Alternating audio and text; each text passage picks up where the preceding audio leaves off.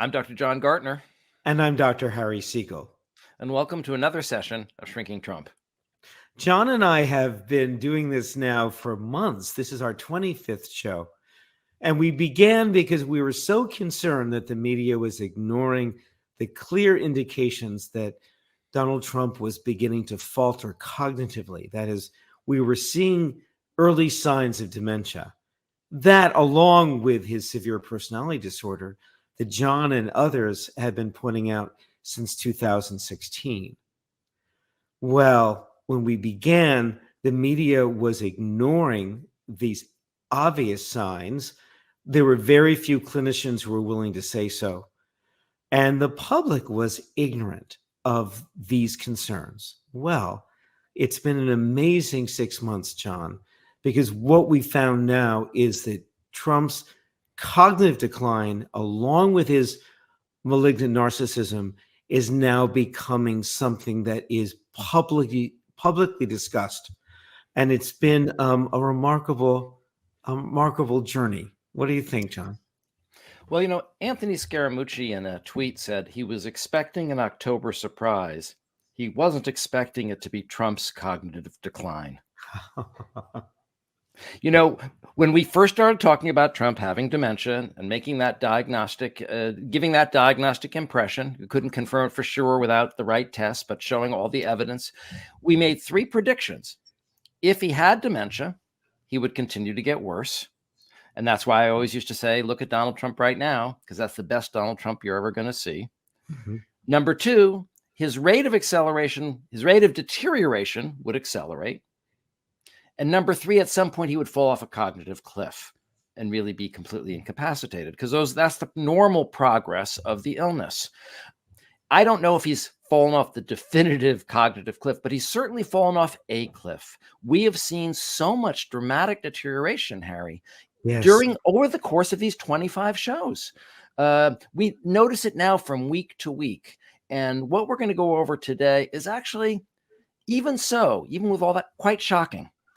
I would even argue that he is looking dramatically worse than he did in August. I mean, that's how fast this is coming.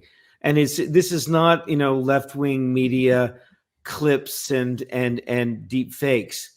This is stuff he's really doing in real time in front of cameras.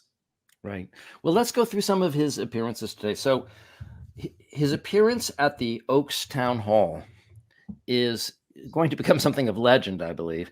So first, before we get to the really crazy dancing part that some of you may have heard about, at the beginning, this was meant to be sort of a press conference or a town hall. He only took a couple of questions. And what I want to show is that we'll get to the first question next, but first he starts talking about Hannibal Lecter again. And listen to how what he's saying just doesn't make sense in terms of his ideas about immigration. And whenever I go, Hannibal Lecter, you know what I'm talking about. They always go the fake news. That's a lot of fake news back there, too. But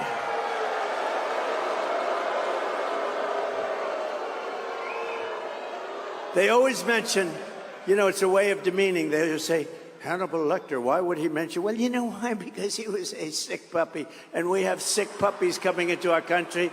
I figure that's better than wasting a lot of words. You just say Hannibal Lecter, we don't want him, but they always sort of say, why would he say that? They do it for a lot of reasons.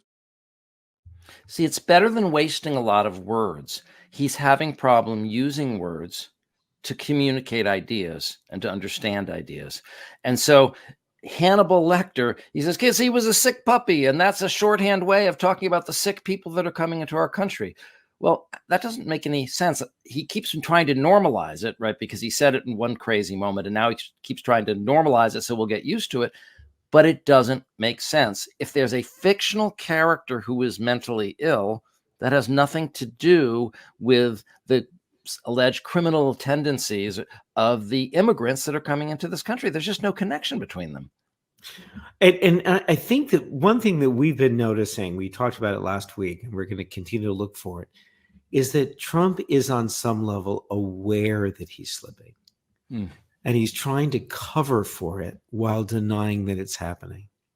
And this is an example of it. It's like, hey, you know, why do I have to use a lot of words? Because using words is hard for you right now. That's You right. can't answer questions. That's right. And that's the other thing. Let's listen. He only took 4 questions during this entire town hall, but let's listen to how unresponsive his answer is to the question. My question is, what's your plan to help bring common sense back and help small businesses? So, great. The fact is that, you know, they want to get away from gas. And I have friends, they're into the cooking world. I'm not. I just like to eat. But they're into the cooking. And I don't know how you feel. It sounds like they feel that gas is much better than the electric for cooking, right? And they have this thing about, you know, they want to put gas out of business, right? No gas. You know the amazing thing? We don't have electric in this country, but we have all the gas you can use. We have oil and gas. That's what we have. And even the cars, if you look, they want to go with all electric cars. California is having blackouts every week, brownouts, blackouts, and then they come up with rules and regulation to go to all electric, but they can't even supply what they have. It's so nuts. We're going to get, number one, your utility costs. You heard me say it before. Your costs will be down, and we're getting rid of all the and if you want electric, great. And if you want gas, great. The only thing you can't have is a hydrogen car, right? You heard me say that, right? Because you know what happens? They have a new car, they say it's great, but it's got one problem. You know what the problem is? Every once in a while, one will blow up. And if it does blow up and you happen to be inside of it, you're in bad luck because you're not recognizable. Do you know that? It's the new thing, hydrogen. I said, no, thank you. I don't want it. I don't want. They called the wife. That's not my husband. Oh, yes, it is. It's no good. They call the wife? It's not your husband? That's what it is?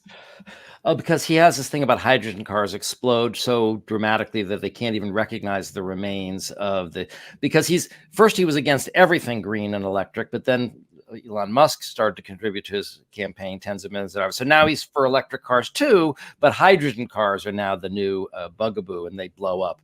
But the thing is the question was, what are you going to do for small business? It has nothing to do with that. He starts saying, well, you know, gas. And he does have this whole idea that, okay, if we pump energy, and again, I'm explaining it for him because he couldn't explain it, but that the energy sector is important to the overall economy. But he even starts out by going, you know, people who cook, it's about gas. It's about gas. You know, people who cook, they tell me it's better to cook with gas. See, John, it's like a culinary point. John, you just demonstrated what people do when they have a relative suffering from dementia. The person says something that kind of makes sense, but not really. And then the people who love them kind of say, oh, you're talking about when we went to the Grand Canyon together 20 years ago. Of course, the person goes, oh, yeah, 20 years ago. He got lost. He didn't remember the question. Right. So he went into one of his scripts. He gums them around. So you were even you were doing it, John. It's a natural tendency to want to provide a logical frame to something that doesn't have logic. Right. That's right. You're right. I'm glad you pointed that out because it's part of the sane washing, you know, that great term that came out in the Atlantic where we take these crazy things he says, but it's because our brains have to make sense of things, right? They have to interpret things. They have to organize things. So he says something completely chaotic and undifferentiated. And then we have to somehow, our brains can't be that disorganized. They have to try to put it into some kind of sensible sequence. So we can't almost help unconsciously making it sound more comprehensible and more compass mentis than it really is. Absolutely. Well put. Well, you know how hard it is to use those words, right? And so that's why it's easier just to use one word, like Hannibal Lecter, 2 words. At this point, after taking 4 questions that he couldn't answer, he decides that he's just not going to use words anymore. They swayed to music for 39 minutes. This has never, ever happened before. Okay, ever. Okay, you've never seen this in your life. No one's ever seen this in their life. No one has seen a political candidate stop speaking and sway on stage to music for 39 minutes. You'll hear it. We're going to play a brief clip, but he starts saying, nobody really wants to hear any more questions. Right? Nobody wants to use any more words. Too much work. Let's just sway to the music. And it's It's insane. Let's watch it. Let's not do any more questions. Let's just listen to music. Let's make it into a music. Who the hell wants to hear questions, right?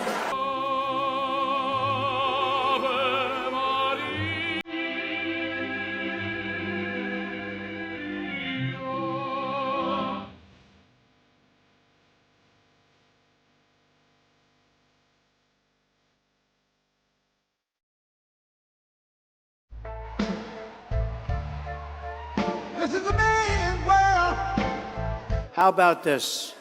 We'll play YMCA and we'll go home. Stay at the YMCA.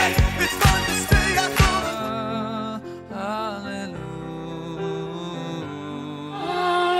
Every night and sleep all day.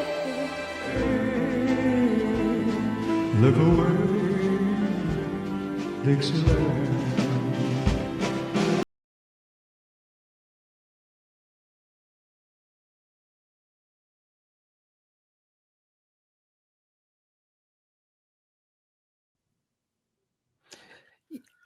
The other thing is, because he's so narcissistic, he thinks he's doing a great job there. Oh, yeah.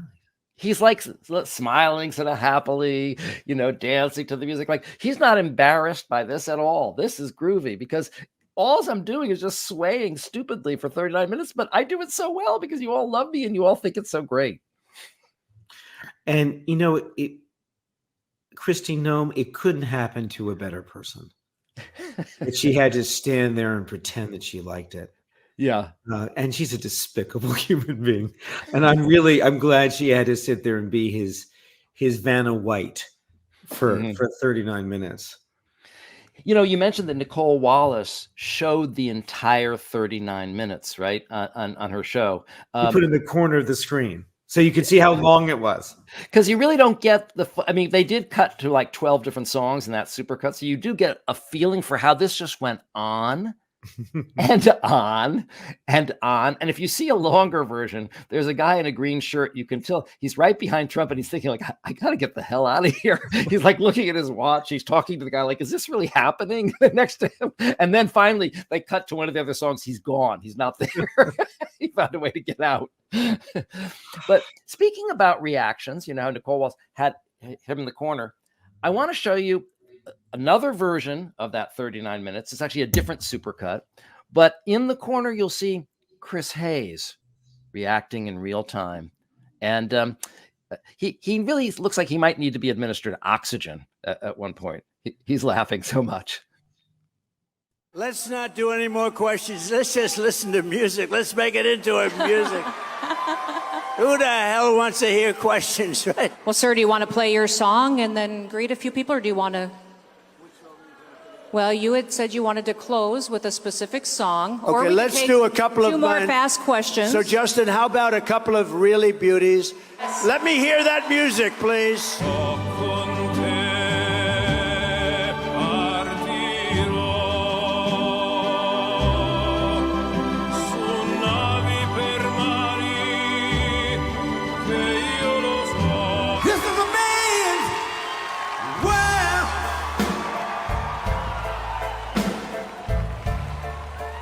This is a man's world. YMCA. It's fun to stay at the YMCA. It's a damn shame what the world's gotten to for people like me, people like you.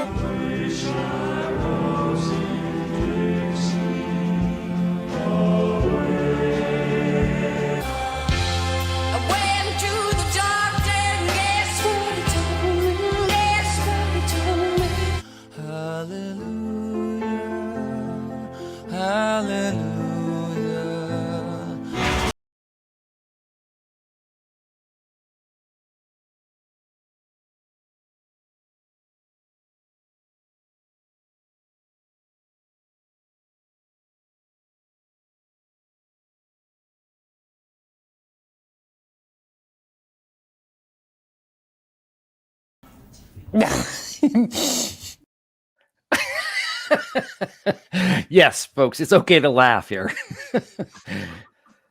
Yeah, no, I mean, I think this is really a moment in history. This has never happened before.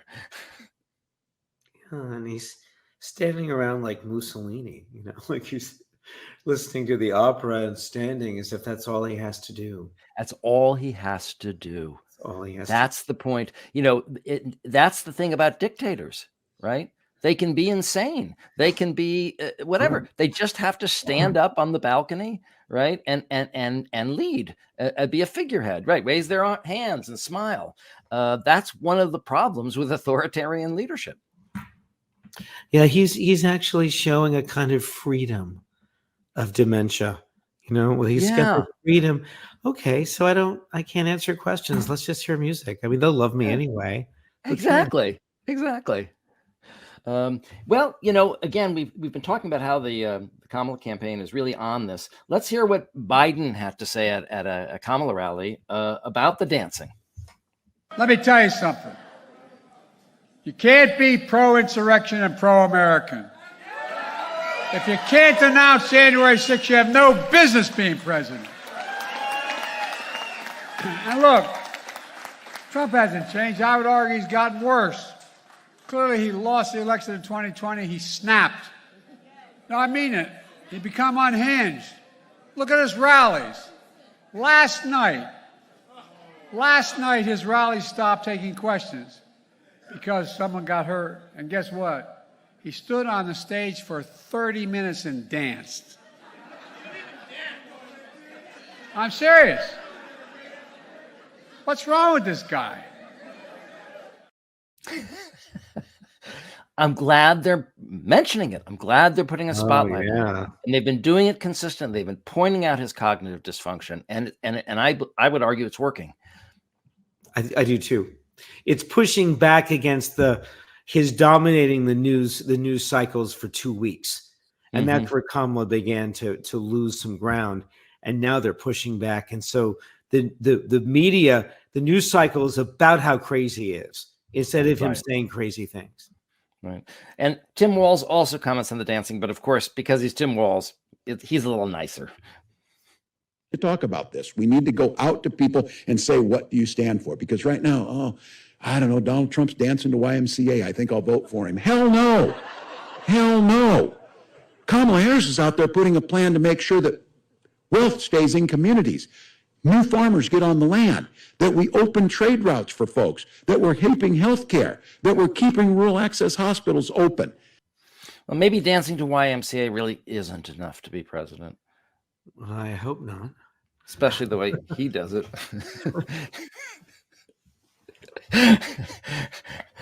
What Bill Maher calls the double jerk, right? Isn't that yes, he does. Just quoting Bill Maher, that's all, folks. So it's a joke.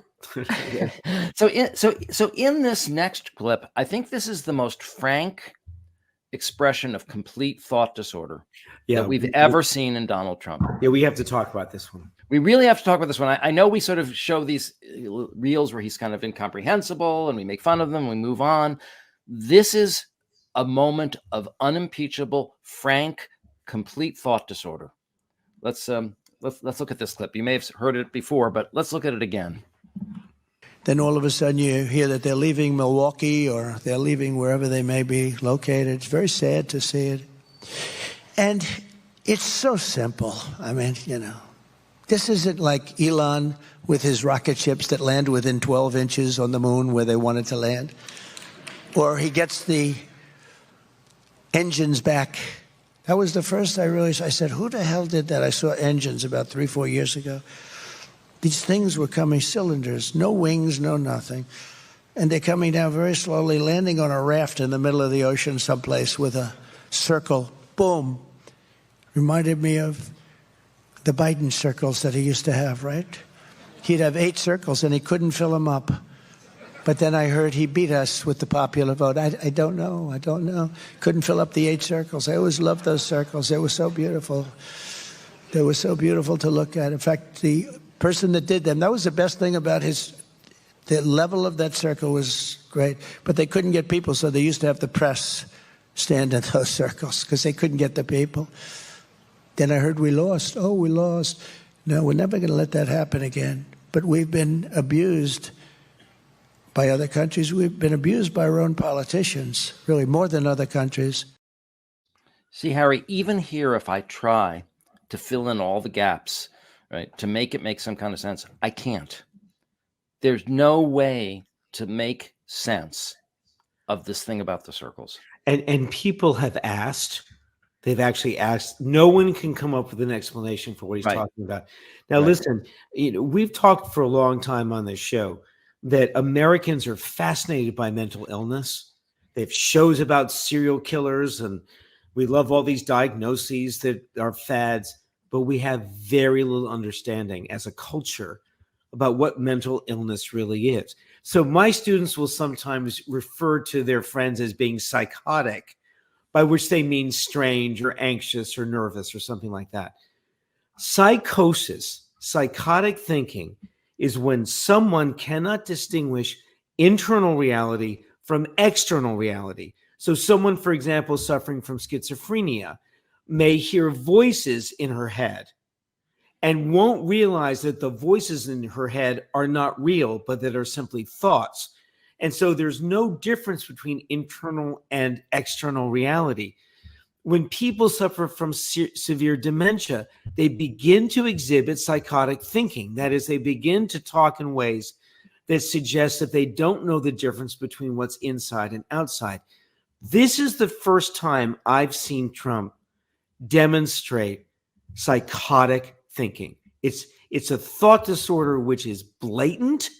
I've watched this about 10 times, and it's so disturbing. And again, it evokes sympathy that I have for him, even though I consider him to be one of the most dangerous people on the planet right now. But to become undone like that, and notice how he recovers by talking about persecution after the 8 circles. Mm-hmm. We've never seen anything like it. So he recovers, but where is the awareness that he's psychotic? And if anybody spent time with psychotic people, as we had to do in our training, hasn't been the bread and butter of either our practices. There's that quality of when they're really most regressed or the illness is really advanced, where you really can't make head or tails of what they're talking about. You just can't. And the intervention with a patient like that is, I'm having a hard time understanding what you're saying. Mm-hmm. Can you start again? Because you want to see if you can help them build a sequence of relatable sentences. No one's stopping him. No one is confronting him. Yeah. I remember saying when we started this 6 months ago, I remember thinking, what's it going to take? Right? What's it going to take? If he babbles incomprehensibly, is that what it's going to take? Well, actually, that's not enough. If he actually becomes so disturbed that he can't use language at all, that wasn't enough. The opposite of Dayenu, it was enough. No, it wasn't enough. Not Dayenu. I mean, I think if he came out with a tinfoil hat on his head, okay, and said this is to block the Democrats from beaming thoughts into his head, I think his followers would start wearing tinfoil hats. He would start selling them. He would do an ad. I'm selling this protector because so many people wanted it to protect. He'd do an infomercial selling his tinfoil hat, and no one would say anything about it. No. As Johnny Carson once said to Ed McMahon, you'd go out there and sell shade. You'd sell, Trump will sell anything. But listen, his followers, that 35%, really, he could do anything. But what we were alarmed about was the absence of media response, the absence of the political elite responding, and the absence of independent voters and moderate voters going along with this guy. And I do think the tide is finally shifting. Yep. I think their circles are empty. Whatever that means. I don't know. Those beautiful Biden circles. That's right. I always love the 8 circles, though. The 8 circles. Your 8 circles. Yeah. The Olympics? I was going to say the Olympics. That's the only thing. But You see, we're doing that thing. We're trying to provide rationality. Saying it's not rational. It's not rational. It's idiosyncratic. We're trying to make sense of it, but we can't. We can't put Humpty Dumpty's thoughts back together again. Nobody can. Nobody can. And that's the point. And here's the reason that he doesn't want to do interviews anymore. He got decimated in his interview with Bloomberg News, but also listen to how non-responsive his answers are to the questions. He can't answer a question. After he's asked a question, he'll emit words from his mouth, but they won't be responsive to the question. They won't be apropos to the question. They'll just be words of whatever comes out of his mouth at that moment, whatever he's thinking about, or whatever word salad happens to spew forth. So here, the guy, the interviewer, asks him a question about, should Google be, prosecuted for antitrust? Should Google be broken up? I just haven't gotten over something the Justice Department did yesterday, where Virginia cleaned up its voter rolls and got rid of thousands and thousands of bad votes, and the Justice Department sued them that they should be allowed to put those bad votes and illegal votes back in and let the people vote. So I haven't gotten over that. A lot of people have seen that. They can't even believe it. The question is about Google, President Trump. Yeah. The question is about Google, President Trump. But it's something he hasn't gotten over. He heard yesterday, John. He just needs to talk about that. And that way he doesn't have to show that he hasn't thought about Google and knows nothing about the antitrust problem, because he doesn't know anything. He's just getting adulation from his crowds. That's all he wants. Well, so again, we're filling in the gaps, but so what about Google? Should they be broken up? So it's a legal matter, right? Yeah. Said legal matter makes him think about how he's being robbed of votes by the courts, right? And how unfair it is, and how persecuted he is. So the word legal just kind of goes to his legal grievances, and that's what he's talking about. Okay. So let's give him another shot, shall we? Yes. Here, what are his grand plans for reducing government spending? There's tremendous waste. Give me an example of something you will do that will get rid of government spending. Well, let me give you an example. When I came into government, I was the first thing. An example going forward. Well, not no, but what you did in the past. This is going forward because it's the same thing. When I first sat down, a general came into my office and he said, "Sir, it's nice to meet you. Would you please sign this?" I said, "What is it?" "It's a contract for a new Air Force One, which is actually two planes, not one, two Boeing 747. And I said, "How much is it?" $5.7 billion. So it's a hell of an expensive plane, but there's reasons for that. He said, "Nope, I'm not signing it." I said, "Who negotiated it?" "Barack Hussein Obama." I said, "I'm not signing it." "Why?" Because there's a lot of fat. He said, "I'm not signing it. It's got to have a 3 on it." Anyway, long story short, some of you have heard this. I got it down to, because first week they cut off $400 million. He said, "I'll cut." I met with the head of Boeing. "Wait, Dennis." I said, "Dennis, you got to have a 3. 5.7 is too much. 5.7 billion." He said, "The most I'll take off is $400 million. I said, "Well, that's not bad for one conversation." So he got it down. I said, "Nope, I'm not accepting." Then he took off 2 more. Then he took off. Anyway, 2 months went by, 3 months went by. I thought we blew the deal, and it was okay with me. I didn't care. But we should have a new Air Force One. When we see these planes from Saudi Arabia, from different countries, brand new, and ours is like 32 years old, and it's a very different plane. It's a much smaller plane, the whole thing. The United States should have the best plane, I will tell you. So that's how he's going to cut government spending, because, he negotiated. It's like he looked and said, "See that Cadillac outside? I negotiated the price down from $42,000 to $35,000. Well, that's great, but we're talking about cutting spending for a multi-trillion-dollar budget. And notice, John, it was another Sir story. We've been noting this for months, that Trump loves to retell stories where someone says, "Sir," and then Trump shows that he's better at the deal than they are. He does it with Macron again, doesn't he, in one of these clips? He always tells the Macron story. but he cannot have a serious conversation with this guy. No, he can't. No. He's unable to. He's unable to. And so in this next clip, the question, he's answering a question, but the guy keeps interrupting him, saying that you're not answering the question. And he says, slow down, because I need time here. So it brings in the weave again. Because you got to be able to you move too quick. No, you got to be able to finish a thought because it's very important. You know, this is big stuff we're talking about. You can't go that quickly. So let me just tell you. So I said, no, I'm just telling you basic. It's called the weave. It's all these different things happen. Yeah. So let me just say. I love the way he's using the weave as a positive reframing of his thought disorder. He said the question was about Macron, and he's talking about something else.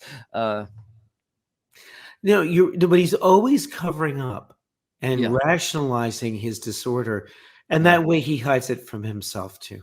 Right, exactly. Well, let's see how he thinks he did in the Bloomberg interview. Other countries laugh at us. I had a good interview today with Bloomberg. Did anybody see that? That was a great interview. He was a Trump hater, and brilliantly, my staff didn't tell me that. I said, who is this guy? Sir, he hates you very much. He's been after you.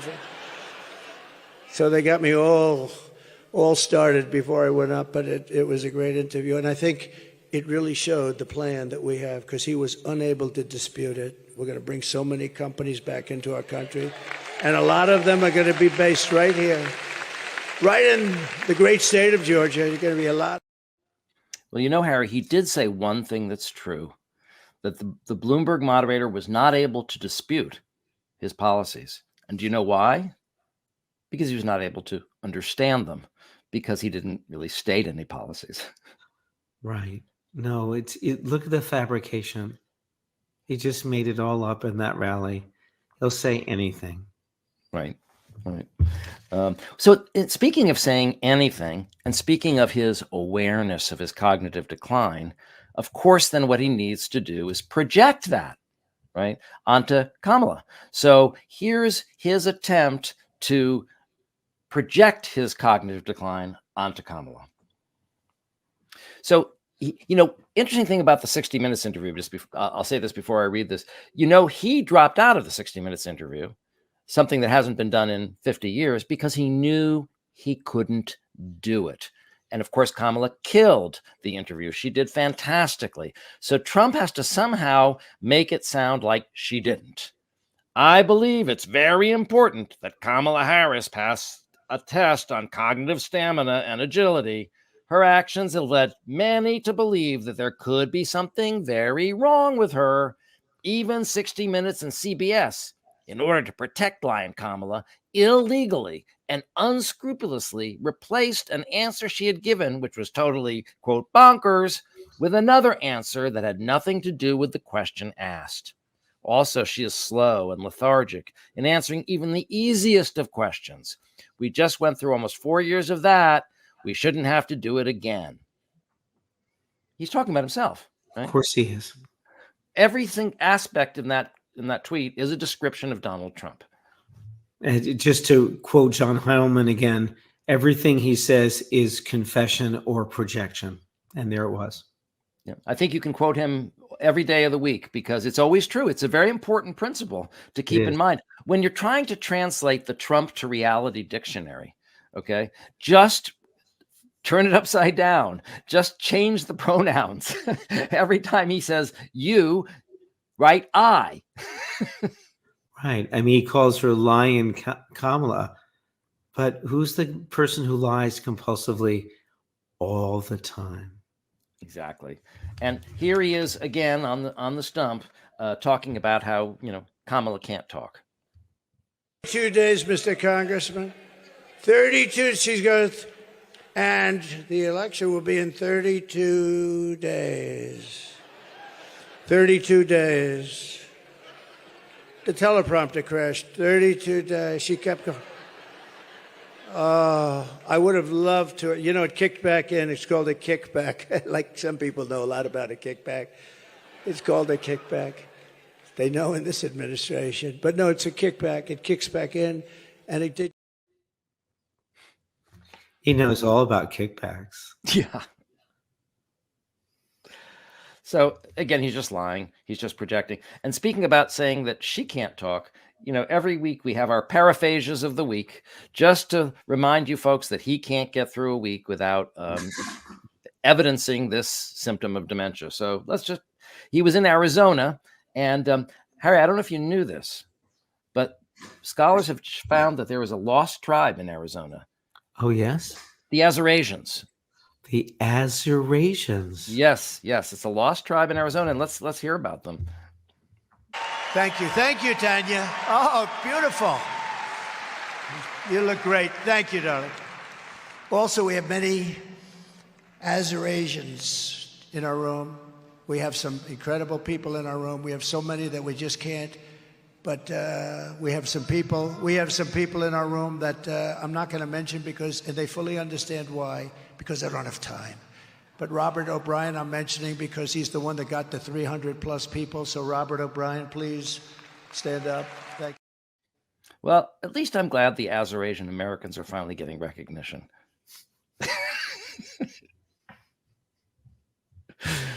Okay, so that's nuts. Here's the next one. Do you want to say something about that? Okay, here's the next one. I will very quickly deflate. We are going to take inflation and we are going to deflate it. We are going to deflate inflation. We are going to defeat inflation. We're going to not. So I guess defleeting is when you use an enema in reverse, is it? Or you try to get fleas and ticks off your dog. I don't know.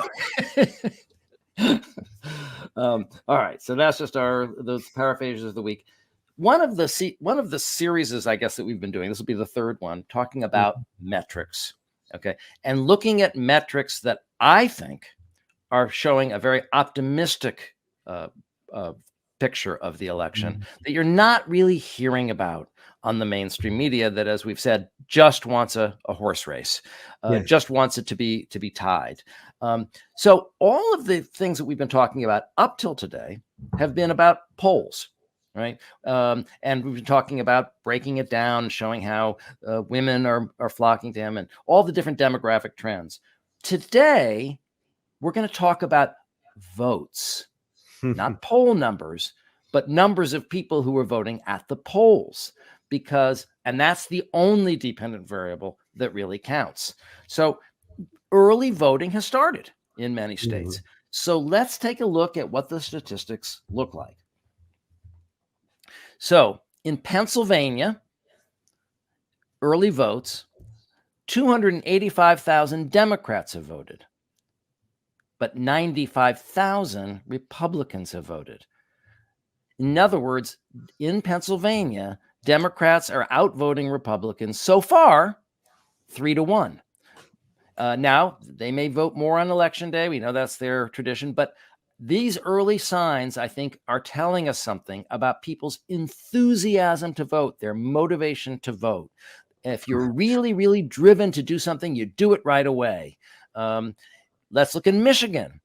Early votes, 305,000 for the Democrats, 185,000 for the Republicans. And finally, let's look at Wisconsin. Democrats, 90,000 votes, Republicans, 41,000. So more than 2-1. And then, of course, among independents, I didn't even read the independents numbers, which is okay. But remember, she's leading by 16 points with independents.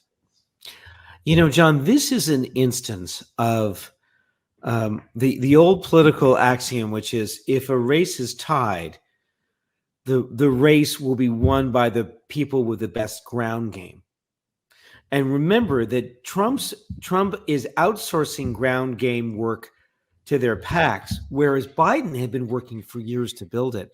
And I think we're seeing those enormous numbers because they have teams in all these states getting people to register, getting people to vote early. So I think it's another good sign. Yeah, absolutely. And let's look, since that slide was taken, Another one came out today, a day later. So that than the data that you just saw. 1 day later, let's look at the early voting in Pennsylvania. So now there's a total of 631,000 votes, 100,000 more from the day before. Democrats, 65%. Wow. Republicans, 25%. Again, the 3-to-1 ratio, roughly speaking, is continuing. Interesting. Isn't that? Yes. Isn't that interesting? Absolutely. And you're going to talk about Georgia next, aren't you? Which is also extraordinary. But again, an extraordinary number. Let's look at that slide. So one thing to keep in mind is, and this is a truism about elections, when there's high turnout, Democrats win, period. Because there's more Democrats than there are Republicans. Republicans win because they overvote. They're overrepresented in the electorate compared to a lot of the constituencies in the Democratic Party.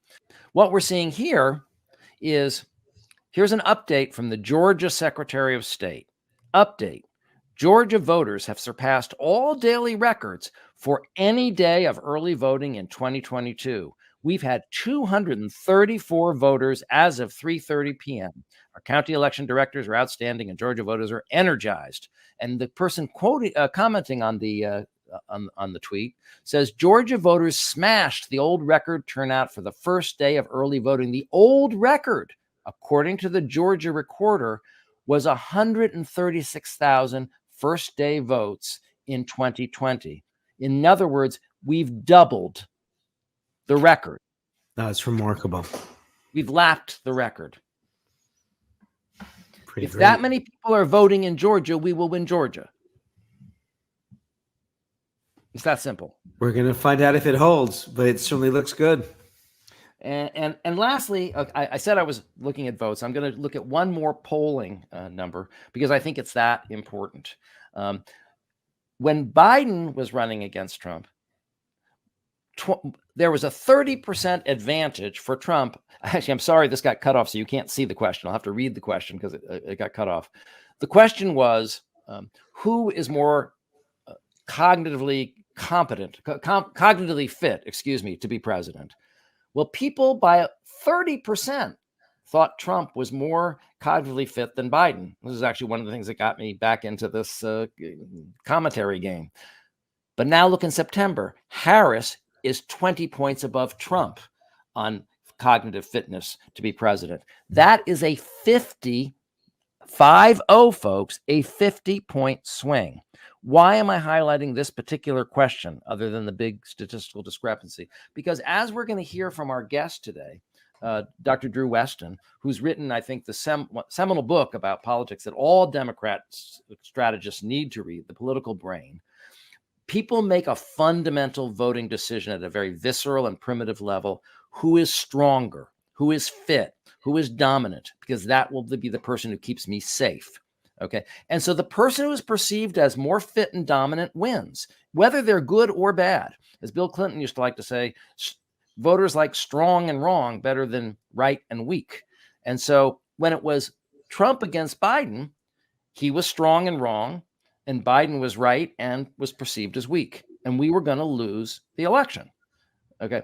Now he's perceived as old and weak and cognitively frail, and she is perceived as strong and dominant and more fit.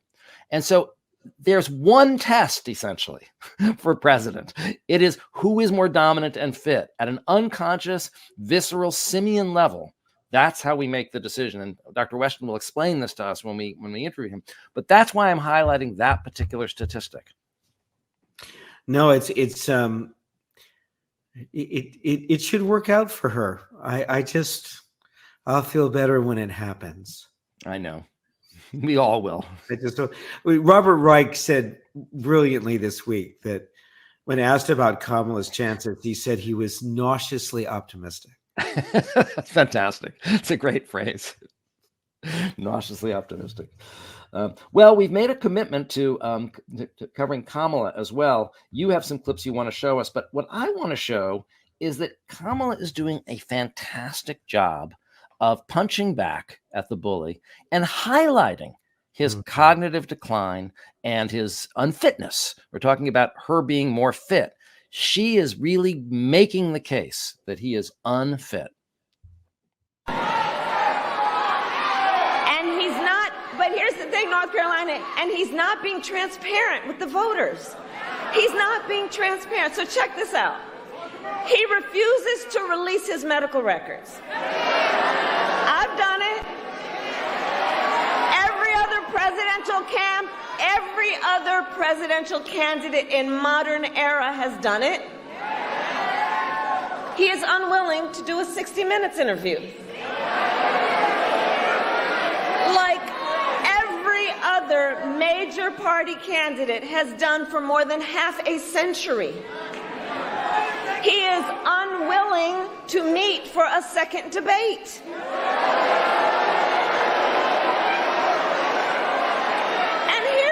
Here's the thing. It makes you wonder. Why does his staff want him to hide away? One must question. Are they afraid that people will see that he is too weak and unstable to lead America? Is that what's going on?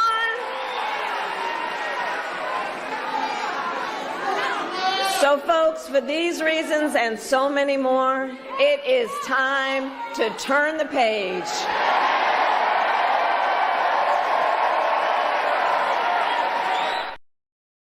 Wow.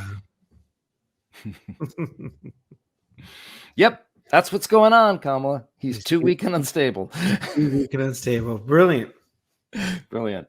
And then the last clip I wanted to show is, I'm not saying we inspired it. I'm really not. But Kamala did a kind of a shrinking Trump intervention in her rally, which is that, you know, she didn't have Rex, but basically she said, "Hit it, Rex," and showed some videotape.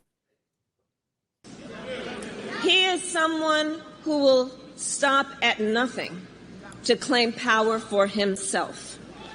And you don't have to take my word for it. I've said for a while now, watch his rallies. Listen to his words. He tells us who he is. And he tells us what he would do if he is elected president. So here tonight, I will show you one example of Donald Trump's worldview and intentions. Please roll the clip. The worst people are the enemies from within. The enemy from within. Those people are more dangerous, the enemy from within, than Russia and China. These people should be put in jail the way they talk about our judges and our justices. Now, if you had one really violent day, one rough hour, and I mean real rough. I think the bigger problem are the people from within. We have some very bad people. We have some sick people, radical left lunatics. And I think they're and it should be very easily handled by, if necessary, by National Guard, or if really necessary, by the military.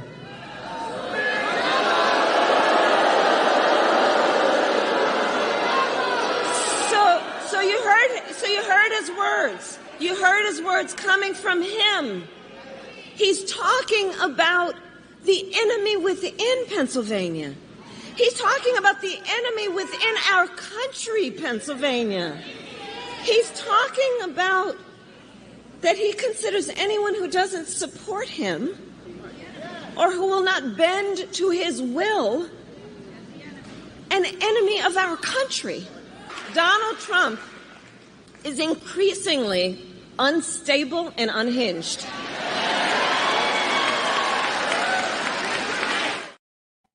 Maybe we should invite her on the show because she's got the message.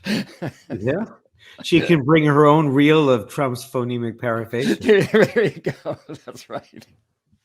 No, I mean, she's really on message there and has incorporated our message, which I think is a winning message. And so it just makes me feel so good among everything else I feel good about with her, about how she's running the campaign. Now, Harry, I know you wanted to show some intensive footage, as you do every week, but we do have to apologize to our viewers and explain to some of them who might be confused. Last week, Harry put together some wonderful footage just from Kamala's historic 60-minute interview. The only problem is YouTube considered that to be a copyright violation. We're new to podcasting, so we're learning the rules. And unfortunately, the solution is they just cut out the clips. So a lot of people were confused because they heard us introducing the clips, they heard us discussing the clips, and they might have thought they were losing their minds because there were no clips. That's the explanation. If that ever happens again, that's why it happens. Well, and just so you guys understand how this really works, when you take a recording and you upload it to YouTube, YouTube checks it for copyright violations, because with the algorithm they can do that, but they don't really let us know. So suddenly it's streaming and we lost all that footage. But 60 Minutes is considered entertainment, and the Colbert clip we added with where Kamala has a beer with Colbert was also eliminated. Thankfully, her interview on Fox News is not entertainment because it's a news channel. So I'm hoping that these clips, you're actually going to hear them and see them. I have, as you know, every week I try to put together some extended excerpts of Kamala because, John and I don't show long clips of Trump speaking because we're really trying to focus on his cognitive decline and some of the dangerous things that he says. And it's such an easy temptation to just show Kamala being tough. And that's what the mainstream media has been doing. It shows Trump being crazy, and then it shows Kamala not answering a question. And it's so simple. It's like whole numbers. But really, to get to know these candidates, you really have to listen to them, particularly Kamala. So I have some longer clips for you. The first three are from the Fox News interview with Bret Baier. And you've seen some of those clips, where Bret Baier tried to bring up the enemy within, but played the wrong clip, and Kamala really gave it to him. But I really want to give you a kind of the texture of how she thinks and how she answers questions. And this in an extremely combative. I was going to say, right. We talk about her being dominant, right? In a combative interview, she dominated Bret Baier. And Trump didn't want her to be interviewed by Bret Baier because Trump's visceral instincts are still quite good. He knew she was gonna take him down. I'm glad that she did, and I think he's the closest thing they have to a real journalist. So Rex, let's look at the first one. So you're not Joe Biden, you're not Donald Trump, but nothing comes to mind that you would do differently? Let me be very clear. My presidency will not be a continuation of Joe Biden's presidency. And like every new president that comes into office, I will bring my life experiences, my professional experiences, and fresh and new ideas. I represent a new generation of leadership. I, for example, am someone who has not spent the majority of my career in Washington, D.C. I invite ideas, whether it be from the Republicans who are supporting me, who were just on stage with me minutes ago, and the business sector, and others who can contribute to the decisions that I make about, for example, my plan for increasing the supply of housing in America and bringing down the cost of housing, addressing the issue of small businesses, which is about working with the private sector to bring more capital and access to capital to our small business leaders, including my plan for a $25,000 down payment assistance for first-time home buyers and for small businesses, extending the tax deduction from $5,000 to $50,000. We've heard a lot about this. She got a lot in. She pushed her way in to answering those questions, and actually she's cleaning up a mess she made on The View last week, where they asked, "Is there anything you would have done differently than Biden?" And she said, "I can't think of one." Now, that was an honest response because she supports what Biden did, but she didn't have this answer. Right. And this answer is so clear. I am not continuing the Biden presidency. Because she actually is in this unique position of getting the advantages of incumbency, which is one of the statistical keys that Alan Lichtman uses in predicting correctly the results of every election since Lincoln. But she's also the candidate who's seen as the change candidate. Right. No, it's a remarkable, it's a balancing act that I think only she could pull off, because I think we're discovering that she has some of the most extraordinary political talent, right, since Obama. It's just, I was going to say who knew, but actually about a month ago we had on a Kamala Harris's biographer who writes for a paper in California, and he said we knew in California. Wow, she's amazing. So we're going to go on to another piece of this interview with Bret Baier, but this time talking about Trump. If you're turning the page, you've been in office for 3.5 years. And Donald Trump has been running for office. But you've been the person holding the office. Come on.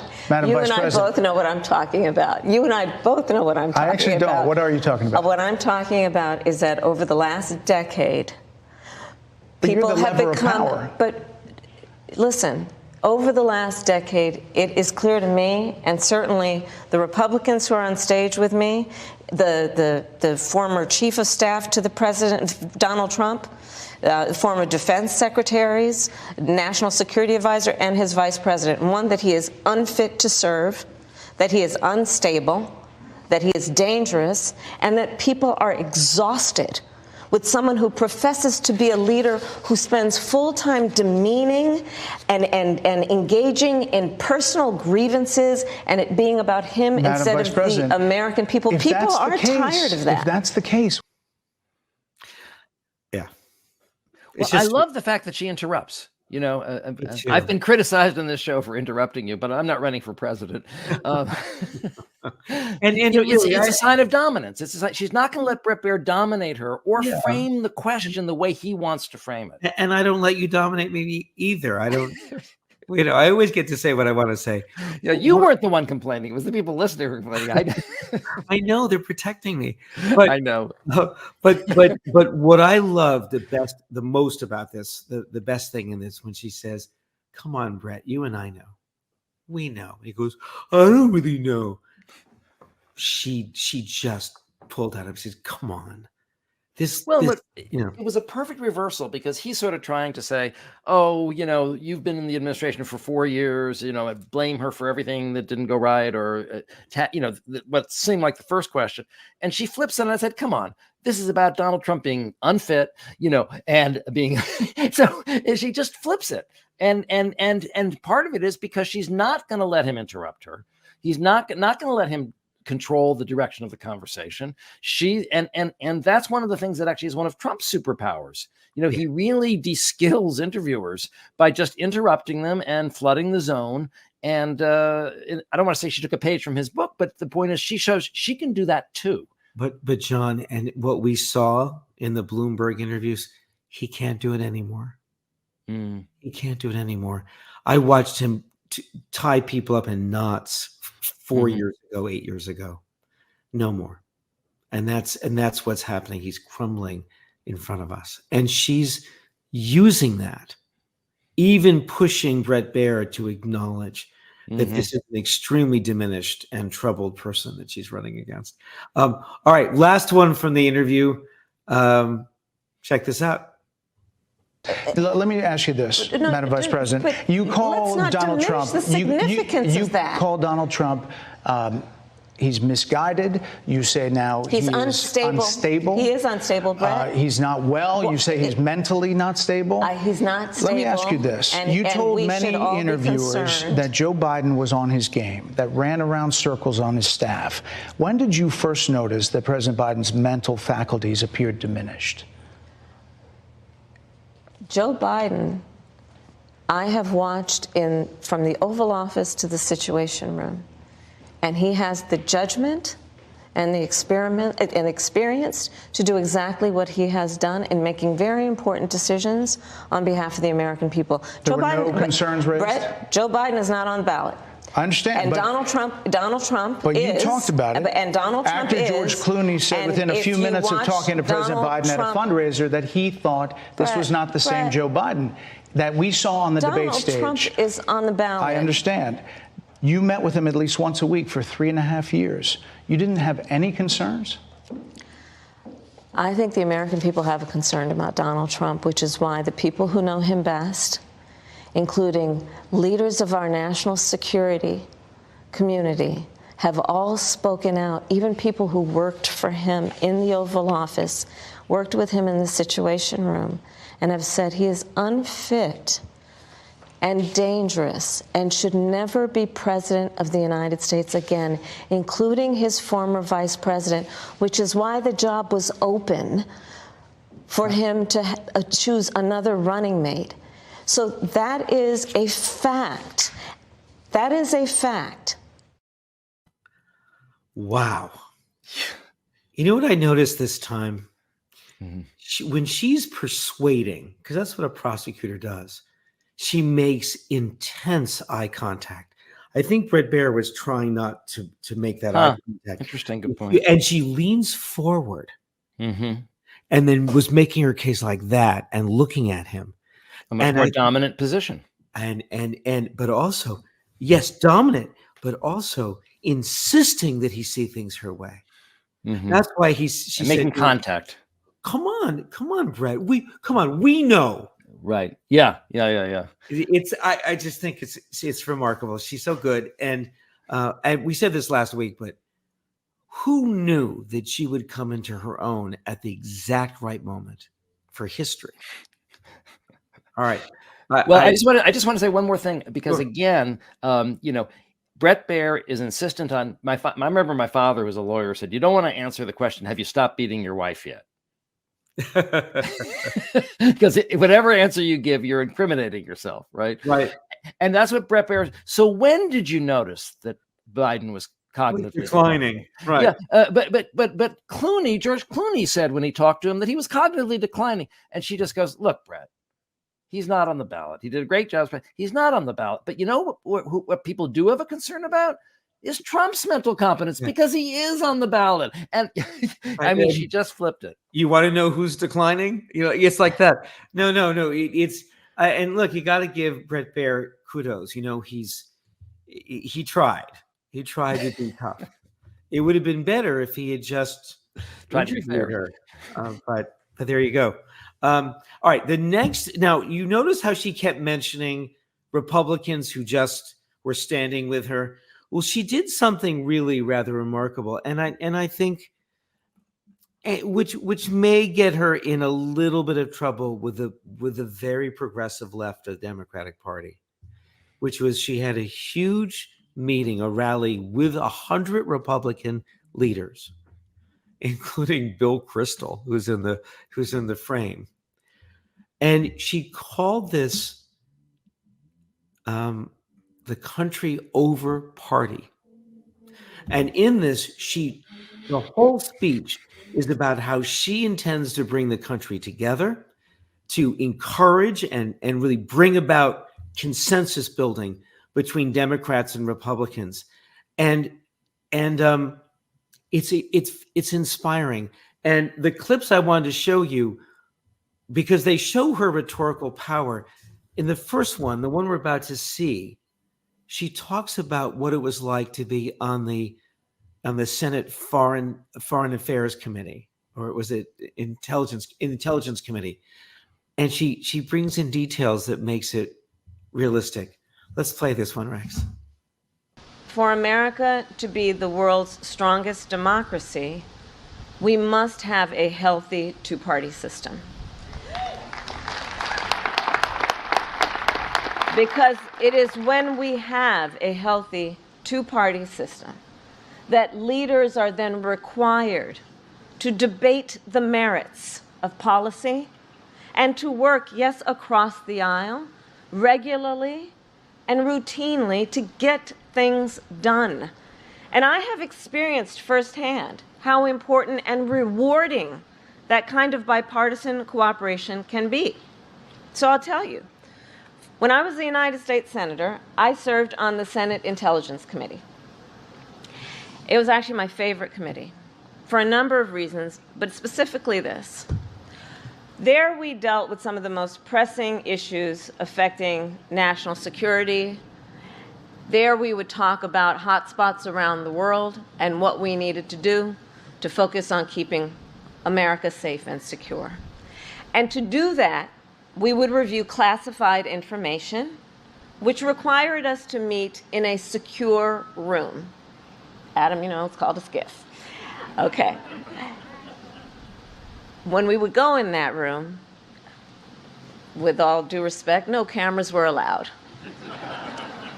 No press. And we would roll up our sleeves and get to work. I'm telling you, senators of both parties would walk in that room, take off their suit jackets, roll up their sleeves, have a cup of coffee on the table, and we would have real conversations. Real conversations. As Americans. Because we understood that what happened in that room, well, the stakes were so high. And therefore, it could not be, we could not afford to let it be, about whether one was a Democrat or a Republican. The stakes were too high. We were in that room and it was all about us as Americans, about doing what is in the best interest of the safety and security of our nation. I loved that work. And it was what we have as the theme of today. It was country over party in action. In action.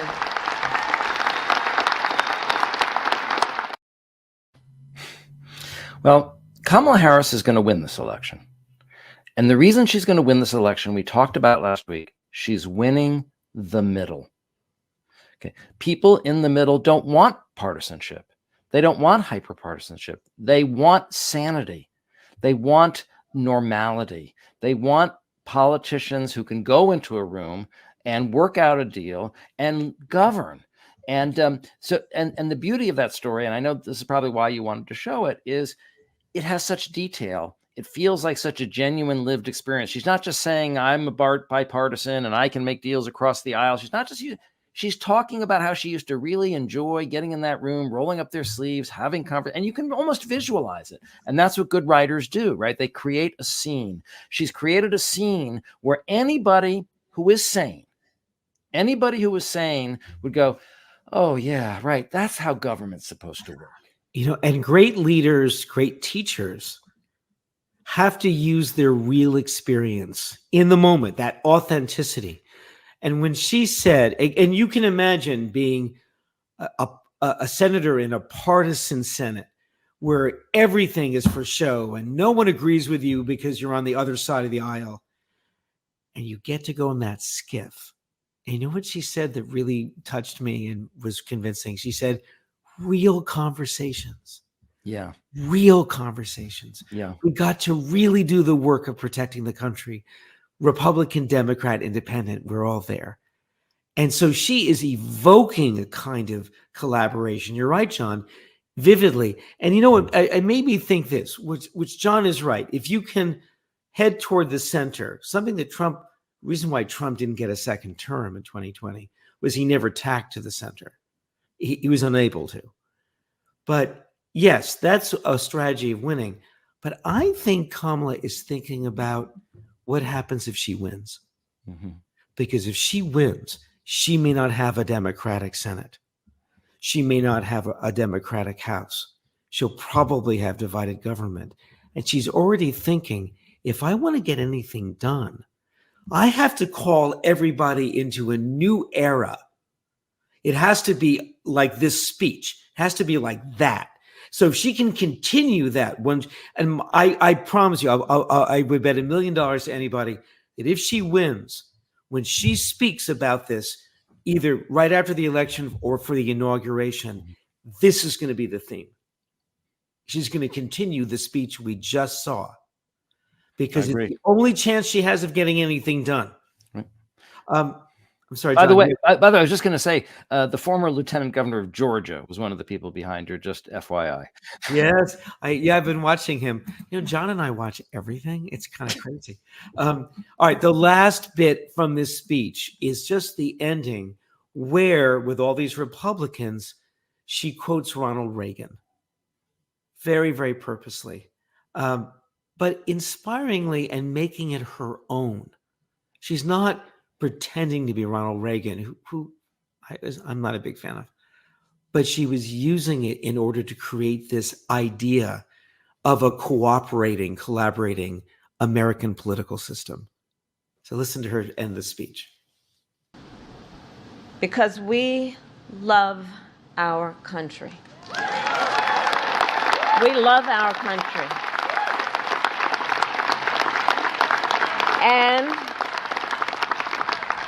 And we are here because we know the deep privilege and pride that comes with being an American, and the duty that comes along with it.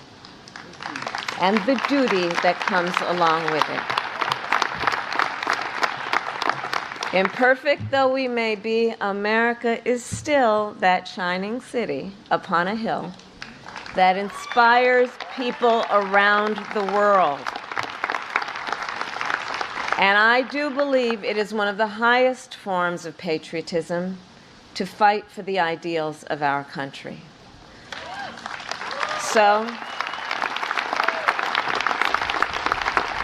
to people from across Pennsylvania and across our nation, let us together stand up for the rule of law, for our democratic ideals, and for the Constitution of the United States. And in 20 days, we have the power to chart a new way forward, one that is worthy of this magnificent country that we are all blessed to call home. Thank you all. May God bless you, and may God bless the United States of America. Thank you all. Thank you all.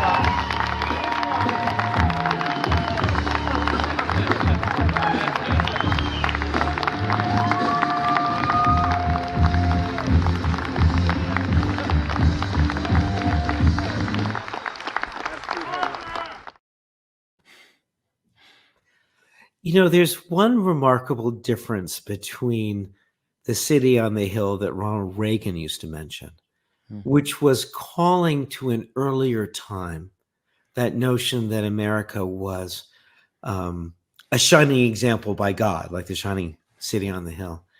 She added something new to it. She said, to have the privilege of being American. That notion of privilege, that we are lucky to have the resources we have.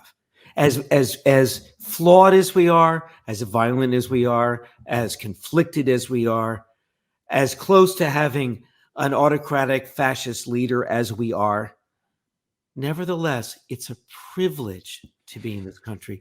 And then she ends by saying that we are blessed by being here.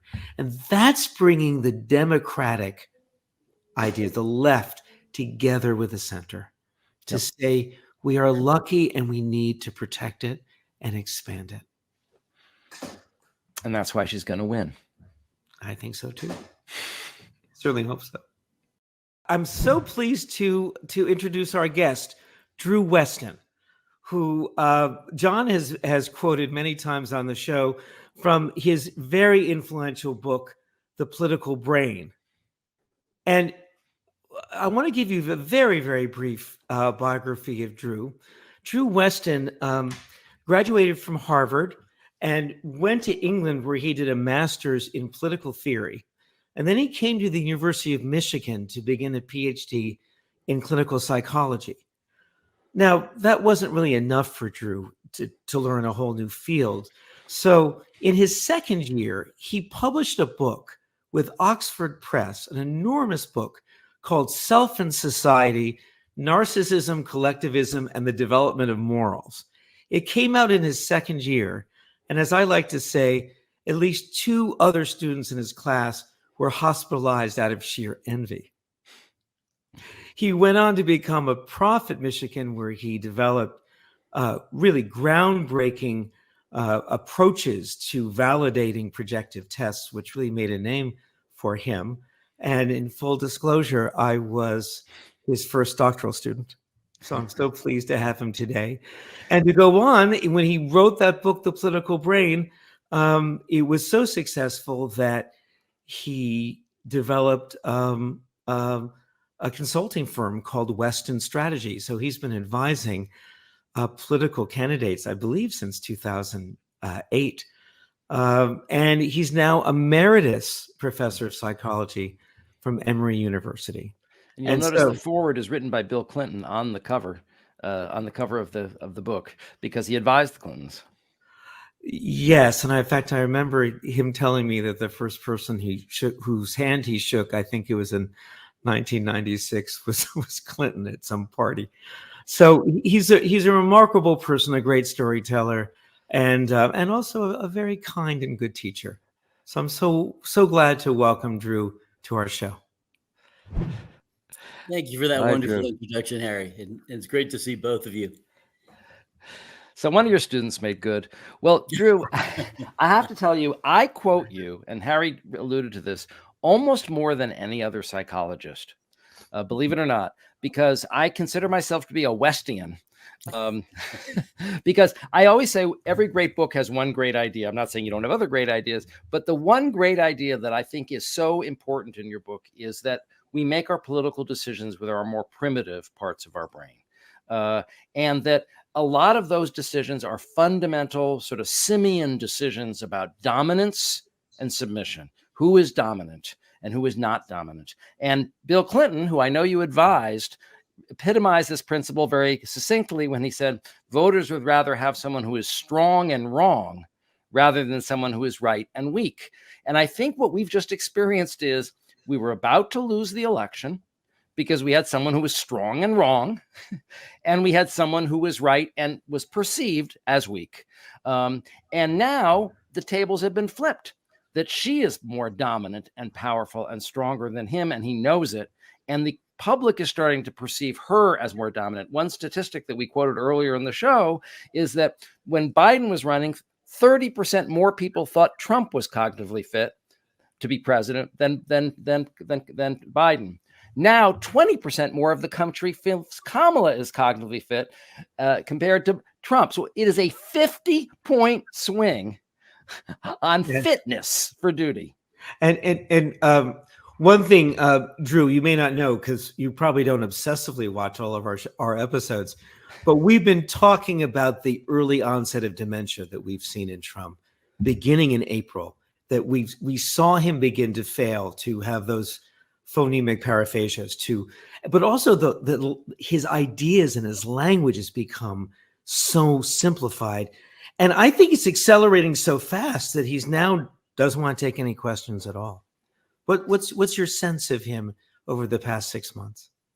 Well, he's starting from a low baseline in one sense. It's in terms of mental health, you've certainly seen the deterioration. I mean, it's been dramatic, and that's what I meant by starting with a low baseline, because he was already really mentally ill, seriously mentally ill, and dangerously mentally ill before that. I don't claim I don't have the level of expertise that the two of you, and I know, John, that you have in dementia. But if you watch films of him from, I saw a discourse he gave on Citizen Kane.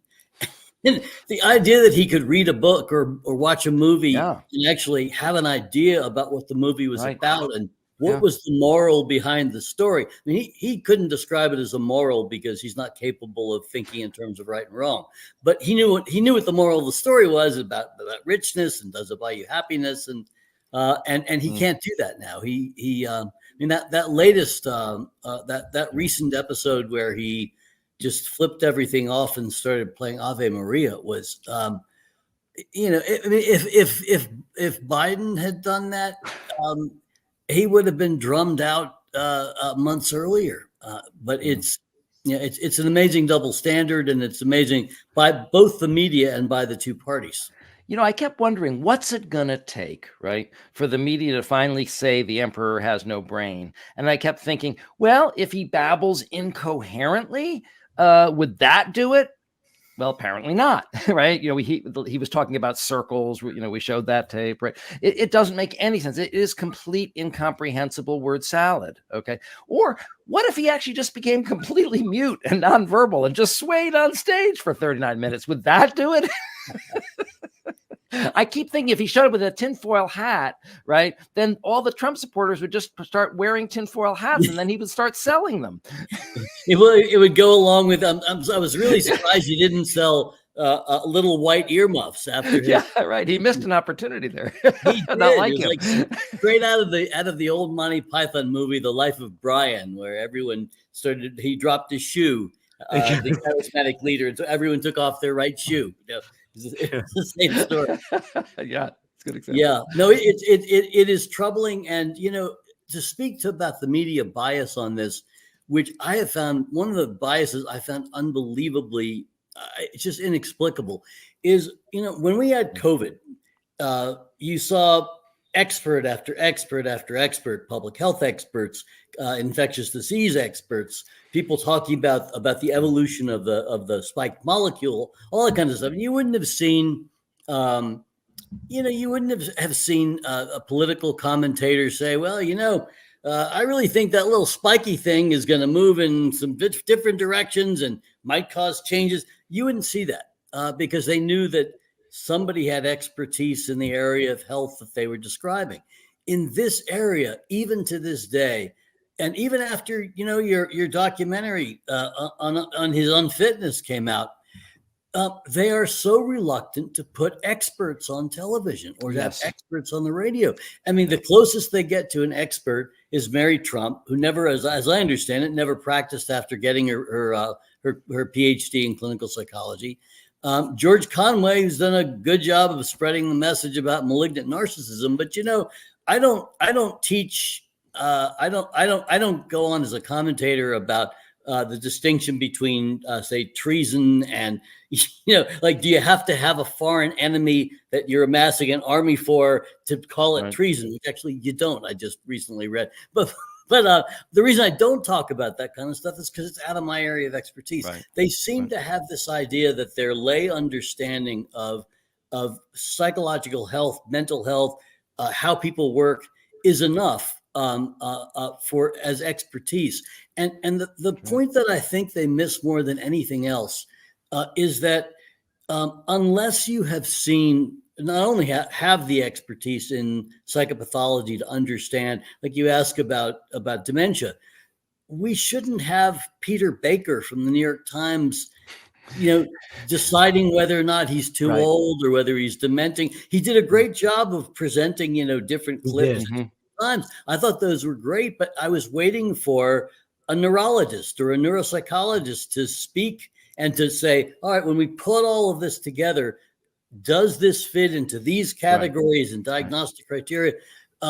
And it wasn't there. And the same has been true all the way along with his mental health. And what I was going to say is, aside from the expertise, you also, for example, when you're dealing with someone who meets all but 3 of the criteria for psychopathic personality disorder. Who's it's funny. I was on a panel recently with someone, and we'd both given a 34 out of 40 on the psychopathy checklist, which is the old standard checklist for whether or not you're a psychopath. And typically over 25. In incarcerated people is considered. It's considered and how? Right. They may sometimes require 30 for someone incarcerated, and it actually took. I couldn't get him above 30 until I watched his presidency, because there were some things that I didn't know. Like, I didn't know his level of criminality, and that he violated conditions of his parole, which he did, and any other criminal who would have called people out and intimidated them would have been in prison in a heartbeat for what he did. And he also illustrated what's called in the psychopathy checklist, and was called by Cleckley, who developed the concept of a psychopath back in the 1940s, a brilliant book. He called it criminal versatility. And that is that he doesn't specialize in one form of criminality. And when you see that he committed fraud with his Trump University, he commits it in one, had 34 felony counts for fraud. He commits rape. He amasses an army against the federal government. One of the things that was, again, striking to me was he just was talking about how we did this thing on January 6th. And I'm wondering if Jack Smith was listening to that, because it's an admission that he in fact incited that riot and brought together those that army. It was a confession. So anyway, the point of what I was going to say is that, unless you've seen enough people who are psychopaths, you don't recognize things like a complete lack of empathy, or a complete lack of remorse, or a complete lack of guilt. Or you can recognize pathological lying, but what you don't understand is, to a psychopath, there is no such thing as lying, because the only distinction a psychopath makes is good for me, not good for me. And so whether it's a lie or the truth, or whether you start spinning off lies, is completely irrelevant to a psychopath. And that's the kind of stuff that the commentators don't know and should know. And they should know about it. And I think what we're seeing with the cognitive decline, the dementia, so now as lying is getting so simple and so obvious, he didn't used to lie about stuff that could be proven false that morning. Now he is. Everything's getting simple. I find it actually kind of disturbing to watch. It's bad enough when he was simply a malignant narcissist and a sociopath, but now we're seeing it break down, which makes him, of course, more dangerous. No, it does. And, you're pointing out such an important aspect, which is the signs of dementia. And when you think about what happens to someone's mental illness as their brain is dissolving, as their brain is breaking down, especially someone like him, who I would venture a strong guess that if you were to when he's autopsied someday, when his brain is put in a special rotunda in Washington and the country has been renamed the United States of Trump. But if you were to look at his brain, my guess is that you'd see a lot of black areas in his frontal lobes, because there are a lot of circuits that simply don't function. They haven't functioned in years. Again, things like empathy involve frontal circuits, things like remorse, the ability to imagine another person's mind and to feel what they feel, the ability to regulate your impulses so that you stop yourself from telling the next lie, as you're saying, that can be proven in 15 seconds is false. That kind of inhibition, those inhibitory mechanisms, he didn't have them in the first place. And now what was even sort of built out of snowflakes is now falling apart. It's common. Yeah. And I think we're watching this acceleration of his self-regulatory abilities, of the lying. It's just, he's worse since August. Yes. Yeah. Well, if you think about it, I personally wasn't a fan of the way Biden lost his place in the. I think there are ways to. I think he was really poorly advised in the first place. When I heard they were giving him briefing books, I thought, "Yep, you've got to be kidding." That's what I thought too. The only question that voters had about him was not did he have 10-point plans, or was he implementing policies, which he was, and they've been extraordinary and transformative. But the question they had was, is he too old? And so if you know that and you're doing debate prep, the first thing you do is you either get a PT, a physical therapist, to work with him on his gait and his arm movement so that he doesn't look like he's showing those kind of signs of cognitive decline, and so that he can walk up the steps comfortably and not look arthritic. Or you do what the media did with the vice presidential debate. You tell them in advance you're going to start with an image of the two candidates already at the podium. Well, it was political malpractice to have him walk up to the podium. You also similarly, you don't stuff his head with things like 8.2% is what billionaires pay in taxes. Yeah, I mean, it was crazy stuff. But that all aside, there was some place I was heading with this, but I'm showing signs of early dementia. This is all important. but I think where I was heading was that if you think about what the presidency does to people who take it seriously. And that is, in our lifetimes, everybody except George W. Bush and Donald Trump, each of them has spent a third of their time in the White House playing golf. And on the one hand, it preserved their hair, it preserved their hair color. In Trump's case, that was orange. It preserved their physical health. But presidents think from Jimmy Carter all the way through Barack Obama, they all aged by 2 decades. And when you bathe a person's brain in stress, in cortisol, stress hormones for 8 straight years or 4 straight years, you're going to see deterioration. You're going to see damage. And in it, you start out at age 77.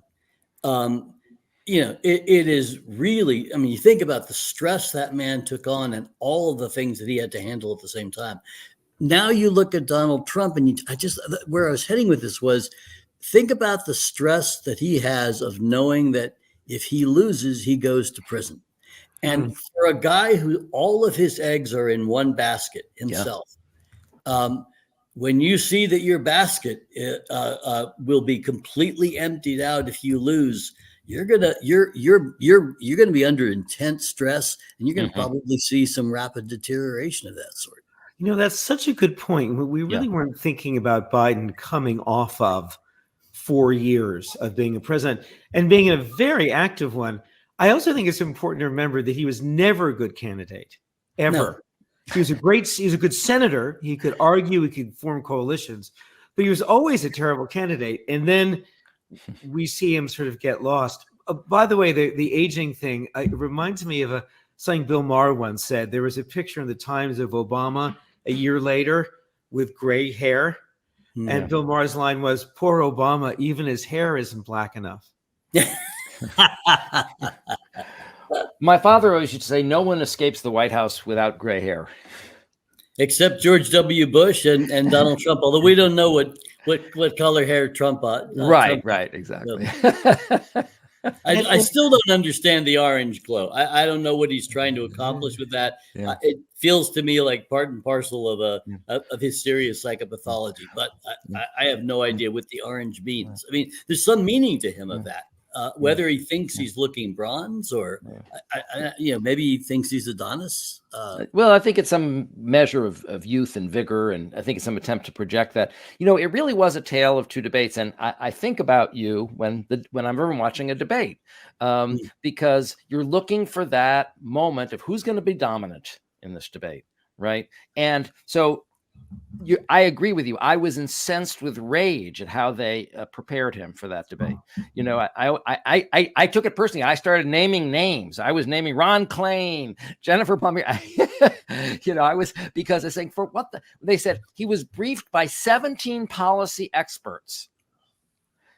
And every answer was number 1, number 2, number 3. He made every mistake a Democrat can make, in addition to all the other catastrophic things with his aging and, to try to talk dry policy, 10-point plans, as you call them, rather than to mano a mano, push this guy out of the square and take control. And so he should have had attack lines ready, right? Simple attack lines. and just pounded him and not worried about any of these numbers or plans. How about a closing statement? Oh my God! Yeah, and you know what he had the Democrats rounded up the usual suspects to do his debate prep. I mean, when I heard that Ron Klain was doing it, I've met Ron a couple of times. I mean, I don't know him well at all, but he's not exactly an emotional guy. He's not a guy who picks up on emotional signals. I mean, sure, he's a very smart guy. He was, understood how to be a good chief of staff, but emotion is not his thing. And the idea that he was advising a president who needed to understand, how do you get under Donald Trump's skin? How do you establish, he already, the two things that people look for in their candidates are what primates look for in alpha males, and that is strength and warmth. They look for, my colleague at Emory, the eminent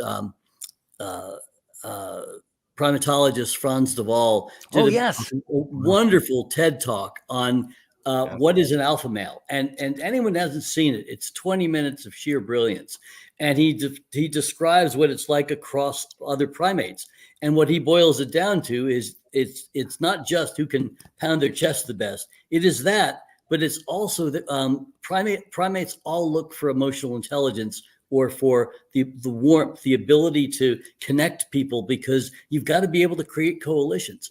And Biden was brilliant at that. But, if you're advising Joe Biden, you work with him on showing the strength that he showed with Putin behind the scenes, showing the strength that he showed in guiding the economy behind the scenes, showing the strength that allowed him to bring together Democrats and Republicans for a stimulus plan and for for an infrastructure plan that had eluded every president for the last 30 years. But it didn't occur to those Democrats who were advising him, that's what you focus on. And you remember that the only thing people remember from debates are the things that play in the loops over and over on television. And that means have those witty lines ready.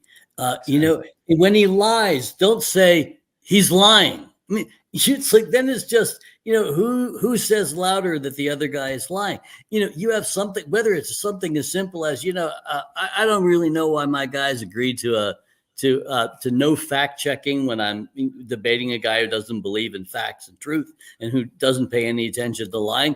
But can you guys do something like, maybe each time he tells a lie, just like do this on your nose? And just make it go up a little further each time. If they'd had to do something as simple as that at the beginning, it would have shown on television over and over, and it would have rattled Donald Trump if he started doing it off, in the split screen.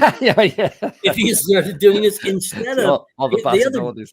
Instead of the other mistake, which was they didn't work with him on what do you do in a split screen when you're not speaking.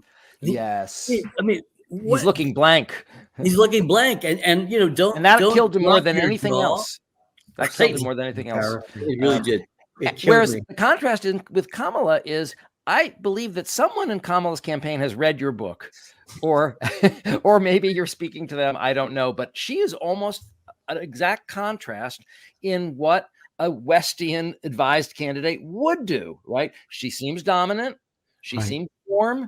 She went on the attack. She went there. Everything that we've been trying to get the candidate to say, that he is cognitively impaired, that he is psychopathic, that he, all the ways in which we've talked about his flaws psychiatrically and cognitively. She went there. She went there. And she went for that. Instead of just emphasizing how he's big and strong and dangerous, she went for how he's small and little. And inadequate, and people are leaving his. Exactly. That was the pivotal moment, right? That was the pivotal moment. And then he starts talking about dogs and cats. He loses it, right? Yeah. She kicked him in the crowd size. And that was the end of the bout. That was the end of the fight. It really was. You're right. After that, it was all done. They're eating our dogs. They're eating the cats. They're eating the cats. They're eating the pets of the people who live there. Yeah, it was a good imitation. That was pretty. That's been normalized in a way that the media at any time with any candidate would have said, this man's too mentally ill to be president. He's too cognitively, he's experienced such cognitive decline and such mental illness at the same time that you can't have this person have nuclear codes. You just can't do it. But they won't do it. They want to keep. Personally, I actually think it's, as much as anything else, this is my just guess, but I think there's got to be an economic motive for this, that they have to keep it a horse race. Exactly. If they described it as it really is, it would be 60-40. I mean, if they just really pummeled Trump for they had one expert in mental illness on after another. If they had one expert talking about his dementia on after another. I know. It would be very difficult for anyone in the center to go with him.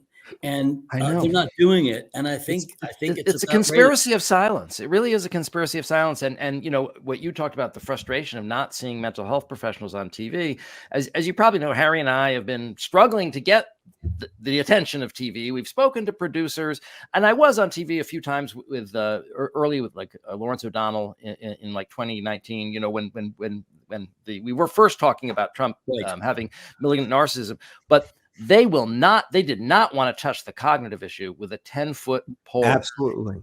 Yeah. And actually, here's what they did that's even worse, Drew. They quote experts. The main mission of the expert is to not give an opinion. Right. So you'll see this in the Washington Post. And I mean, because on TV, they don't even have any experts. No. But in the Washington Post, and George Conway, they do have George Conway. Well, they have George Conway. And God bless him.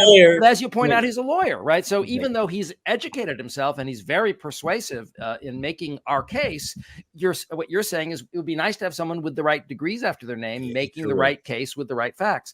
And the American people are being deprived of that. And if they had been exposed to that, this election would be much less close. And I think there's a number of motives, but one of them, I think, is that the corporate buying up of the media. It used to be when you and I were watching news when we were younger, CBS News had a firewall between them and the CBS Corporation. Mm-hmm. They lost money every year. And so it was assumed that the news would not make money. That was a loss leader. No, status. It was high status to have an independent news department. Right. And now what's happened is the billionaires. Look, it's like what's happened with Twitter, to me, is a metaphor for what's happened with the media more generally. Right. Because Twitter used to be the public square, used to be a more neutral place dominated by liberals and intellectuals because, the intellectuals are liberals for the most part. but he's turned it into a cesspool of Russian disinformation. But it's not just Twitter, right? CNN was bought by, John Malone, who runs Liberty Media, which is a conservative platform. People don't know that. Politico was bought by Springer, a conservative publication. The Baltimore Sun here, where I live, has been bought by Sinclair. Right. So what's happening is they own so many of the local news stations around the country, and they have a policy. I met someone recently who left Sinclair to go work on the Hill because she was a newscaster. She couldn't stand it anymore. She said, what they do is they'll run a series of stories that are straight news, and then they'll mix in their propaganda pieces in it. And you have to run those. It's mandated from the top that everywhere you go, you'll run the propaganda stories so that they mix in news and propaganda, and you don't know when you're getting the propaganda. It's vile. No, it's horrible. Drew, I have one last question. So we've already acknowledged that the Kamala campaign has anticipated all the good advice we wanted to give them. That's how good they are. We think of it and they do it. And I know it's not like Apple. They're not listening to us on their phone. They're just figuring it out. Yes. They have the tinfoil hats that we send out. We send this stuff out and they pick it up. Yeah. Right. But going forward, what advice would you have for the Harris campaign? I think my biggest advice, I guess, is that I think one of the toughest lines that they have to draw here, or to I think in politics a lot, the way I think clinically, and I know you do, about often what you're doing is you're threading a needle when you're talking to a patient about an issue that they're conflicted about, that you want them to be able to hear what you say without getting defensive. And you want them to be able to sort of hear both sides of the thing they're conflicted about. If you think about what is a swing voter is someone who hears with the left ear and hears with the right ear. And, if one side talks about abortion and the other doesn't, which happened for 30 years when the Republicans talked about it and the Democrats were terrified, then we moved to the right on abortion, even though that's not where people were. But I think one of the toughest lines like that for the Harris campaign is, on the one hand, you want to continue to project strength and to make this man as little as possible. Barack Obama got it right with the hand gestures. Yeah, he sure did. And that must have just killed Donald Trump. And to have a black man talk about him this way. So you've got, on the one hand, you want to make Trump small because you want to make him Oz. You want to make him this little man who projects bigness, but he's projecting it because he feels inadequate. And he wants to have all this strength because he really doesn't have it internally. That's what you want to, when you want to get across, but you also really do need, so you don't want to make him big, but on the other hand, you want to get across the idea that if you don't vote for Kamala Harris and don't vote for a lot of Democrats down ballot, you're going to have a seriously disturbed man with a seriously disturbed Supreme Court.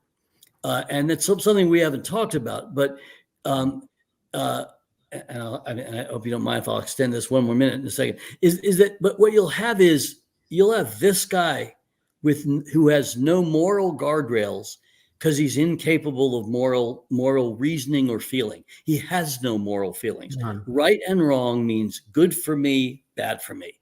He doesn't care about his country, the suckers, those losers. If you've seen enough psychopaths, you understand, because they're off in the 2 percentile on the way off the bell curve. You have to have seen enough of them to understand why he lies all the time. I mean, to us, it's like, well, of course he lies because he's a psychopath. And that's what, he doesn't make judgments about truth and falsehood. The judgment is, will I get caught for the falsehood if he's making any judgments? There was a direction I was heading with this, and I'm now forgetting what it was. Well, she was threading the needle between making him small, but also, I guess, warning people he's dangerous. Right. So you've got to figure out how to make people understand that this guy, that voting for him is voting to end democracy and freedom as we know it. And I would be running ads, for example, that show the fact that show us a year and a half from now, on the 250th anniversary of the Declaration of Independence. And do you want Donald Trump presiding over that ceremony, or do you want Kamala Harris? Because Donald Trump will have, and I would use that sort of Planet of the Apes imagery of the White House. The Capitol's been burned down. Everything is burned out, because that's what it will be. And the thought of having Donald Trump, the other kind of ad like that I imagine could be really effective, that doesn't make him so powerful but makes him really dangerous, is the kind of ad that Midas ran with the Handmaid's Tale of the teenage girl, and I think it was her mother or an older sister or someone, who get to the Canadian border and get stopped. And they're stopped and asked about it. It's late at night. Yeah, we showed that. Oh yeah, we showed that. Yeah, and it was a brilliant ad, because it was not hyperbole. That is what you're looking at, and I think we need some more ads about that do that kind of thing, that go way beyond abortion, because this is about what the Harris campaign did so brilliantly, was they focused on the core value of abortion is not health. The core value is not reproductive justice. Justice is not about it. It is about freedom. Exactly. It's about the freedom That's to the point. decide whether and when and with whom to have a child. Right. And we've gotten that wrong on the Democratic side for Ever. 30 years, and we've just never used. We might use the word reproductive freedom, but we're not even reproductive. I don't know about you guys, but I don't know too many people who shower in the morning and go, oh, I need to wash my reproductive organs. It's not how we think about it. It's the freedom to decide whether and when to have a child. And that's really what's about. And they got at that. But there are all these other freedoms. Like, what would it be like? What would it be like to have the Pledge of Allegiance with Donald Trump in the White House? What would it be like to see your children alternating between their duck and cover drills and mouthing empty words about democracy that used to exist? They might have to pledge allegiance to Donald Trump. Well, that would be a great ad, right? And I think the little school children going, "I pledge allegiance to Donald Trump." That's exactly right. I mean, that's what the federal workers are going to have to do to keep their jobs. Yes, it is. It's the dear leader thing. The one last thing I did want to mention that was it was about half a chapter in my book was about I described one of the Achilles heels of the Democrats being their irrational belief in rationality and their belief that well put that everything is irrational because the data keeps proving them wrong, right? Exactly right. I mean, what people want to know is is the candidate I want to vote for strong and warm, and the second is, do they share my values and do they understand care about people like me? And you know what? Those are the same judgments we as highly educated voters also use. I mean, we're not that different. It's like if Donald Trump didn't share my values but was not psychopathic and a malignant narcissist, I still wouldn't vote for him. But the other Achilles heel of the Democrats that I described back in 2007 was our inability to understand bully dynamics and our inability to respond appropriately to aggression with aggression when it's necessary. Absolutely. Well, I've been saying that the whole show, and that's what I love about Kamala, the prosecutor, because she knows how to do that. I always say, we all remember that moment when, Dukakis, in the debate where I said it was Marvin Cowell, but it wasn't. It's Marvin. I'm forgetting the name of the reporter. Bernard. It was Bernard. Bernard Cowell, wasn't it? Bernard Cowell. Thank you. No, it was not Bernard. No. Bernie wasn't it? He was the African American. He was the African American. African American. I remember he was African American. He's African American, right? I don't know how we're going to edit this. We're all trying to remember the name. We never came up with it. Exactly. I remember when in the debate, let's pick it up there. They asked Dukakis, "So, your wife, Kitty, has been raped and murdered, and her dead body is on the floor in front of you. Would you still be against the death penalty?" "Well, yes, I would, Marvin, because research shows that the death penalty is not a good disincentive to murder." Okay. Listen, we're not going to elect you to protect our country because you can't protect Kitty. It was 1988, and it was his guy's first name was Bernard, and it was like, well, no, I wouldn't, Bernard. It haunts me to this day. I remember seeing it and screaming no at the television. And I actually that day took my first political act as a psychologist, and I typed out a 2-page letter on what the Democrats needed to do, and I FedExed it to whoever I thought could get it to the campaign. Of course, the campaign was so dumb that they couldn't have processed it anyway. But where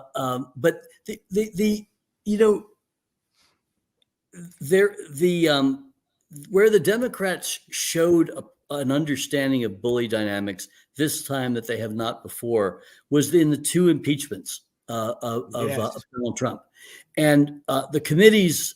I mean, the second committee that had a real producer, as in Hollywood or television producer, actually produced the hearings. so that it told the story. That was as brilliant as the data that they collected and the way they presented it.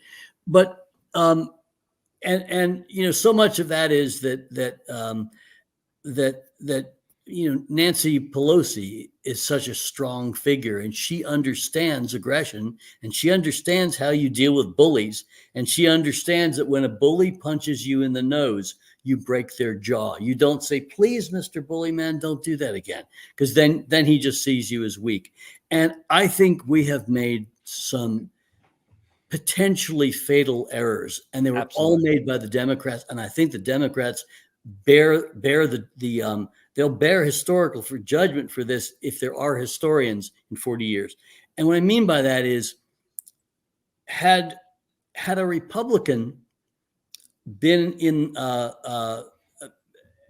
had Democrats attacked the Capitol and been directed by a Democratic president to do it, and 147 Democrats after it, who were, while they were hiding in the closets like Ted Cruz, you know, while the people were banging on the door with their pitchforks, if 147 Democrats after that insurrection, after that attempted coup, still voted against seating the president who won, the Republicans would have done the right thing, which is, the second they got power on January 20th of 2021, there would have been an immediate roundup of 148 people, and it would have been the president and those 147 traitors, and they would have been rounded up for seditious conspiracy. And the idea that you allow people who have just done this to get out and create an alternative narrative, to create alternative media sources, that is on the Democrats. It's especially on the very worst, the very worst decision Joe Biden ever made. He made such great decisions in picking. I think I know what you're going to say. It was Merrick Garland. Merrick Garland, who was, I described him in my book. I didn't use his name. I didn't know who he was at the time, but I described this man with obsessional personality dynamics who's thinking, well, let me collect affidavits while they're collecting AR-15s.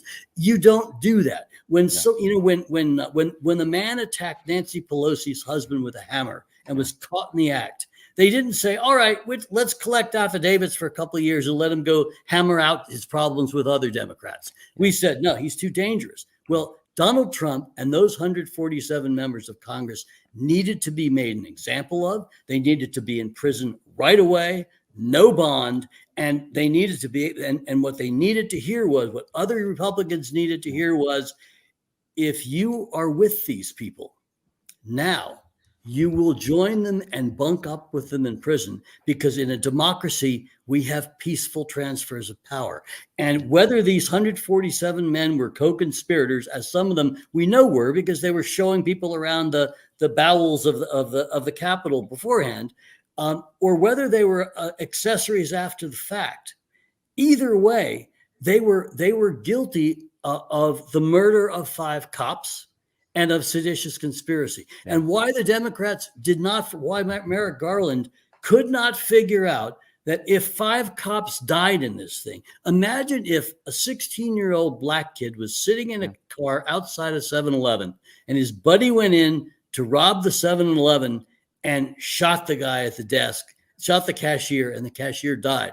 That 16-year-old is going to get tried as an adult, and he's not going to see daylight for at least 20 years because he's going to be tried for murder because he was an accessory. Well, what do you think those 147 members of Congress were? And why were they out on the loose? And why were they allowed to create? If the Republic falls, it will be Merrick Garland's fault. And actually, what people don't know about Merrick Garland is that he was a compromise candidate for the Supreme Court, because he's basically a conservative. He's a frequent contributor to the Federalist Society. The Federalist Society being, yes, a lot of people don't know that. He's been on their webpage for a long time as one of their contributing experts. And once he took office, he consulted with a lot of those conservative minds who told him not to be aggressive about pursuing Trump. And so he pursued a compromise. We'll do a bottom-up investigation, as if we need to spend 2 years talking to people who the only reason they're there is they responded to a tweet. There's nothing else we need to know about them. Okay. Whereas on the other hand, the January 6th committee laid out the conspiracy for us, step by step. We should have been starting at the top down and arresting the people who organized the conspiracy. But a lot of people don't know that about Merrick Garland. If you want to know why our justice system isn't working, Merrick Garland is affiliated with the Federalist Society. Christopher Wray is a member of the Federalist Society. And of course, all the conservative judges remember that. The Federalist Society is treason central. This is where they are hatching the plan to take over the country. This is the Project 2025 group. Well, and I would add to that unfortunately the Democratic Party is the nest that is housing Project 2025 by letting those people in.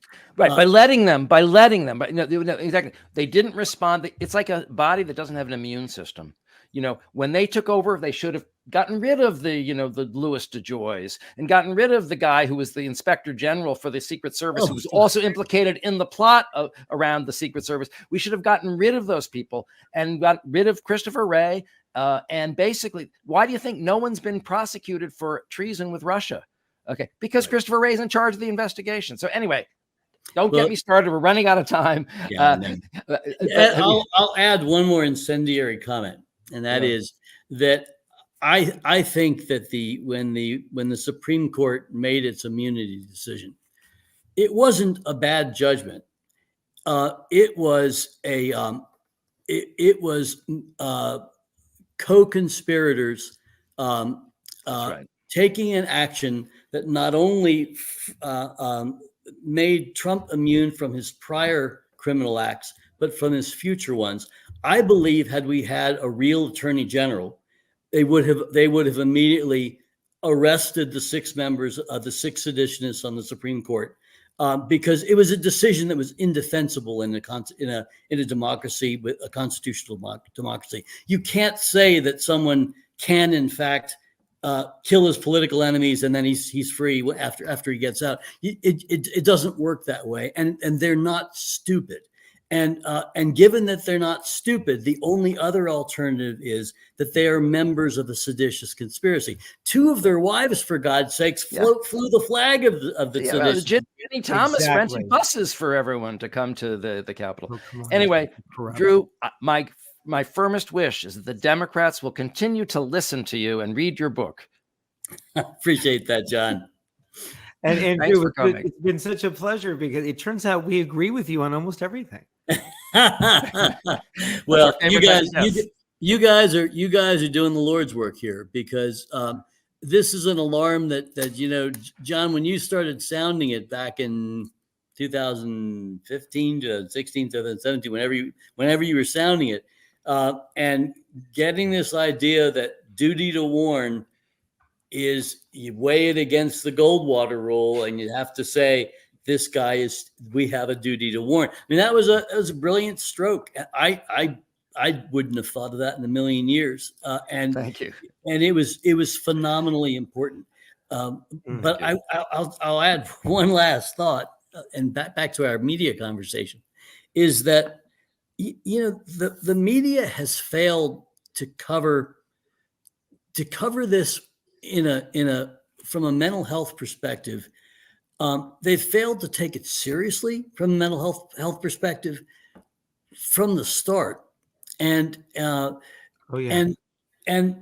this has continued. It's been from start to finish. You've seen the same thing. And if you ask me who the most dangerous people are in America, number 1, Donald Trump, number 2, Merrick Garland, and number 3, the media executives who've decided that they're not going to cover mental health on Trump. They covered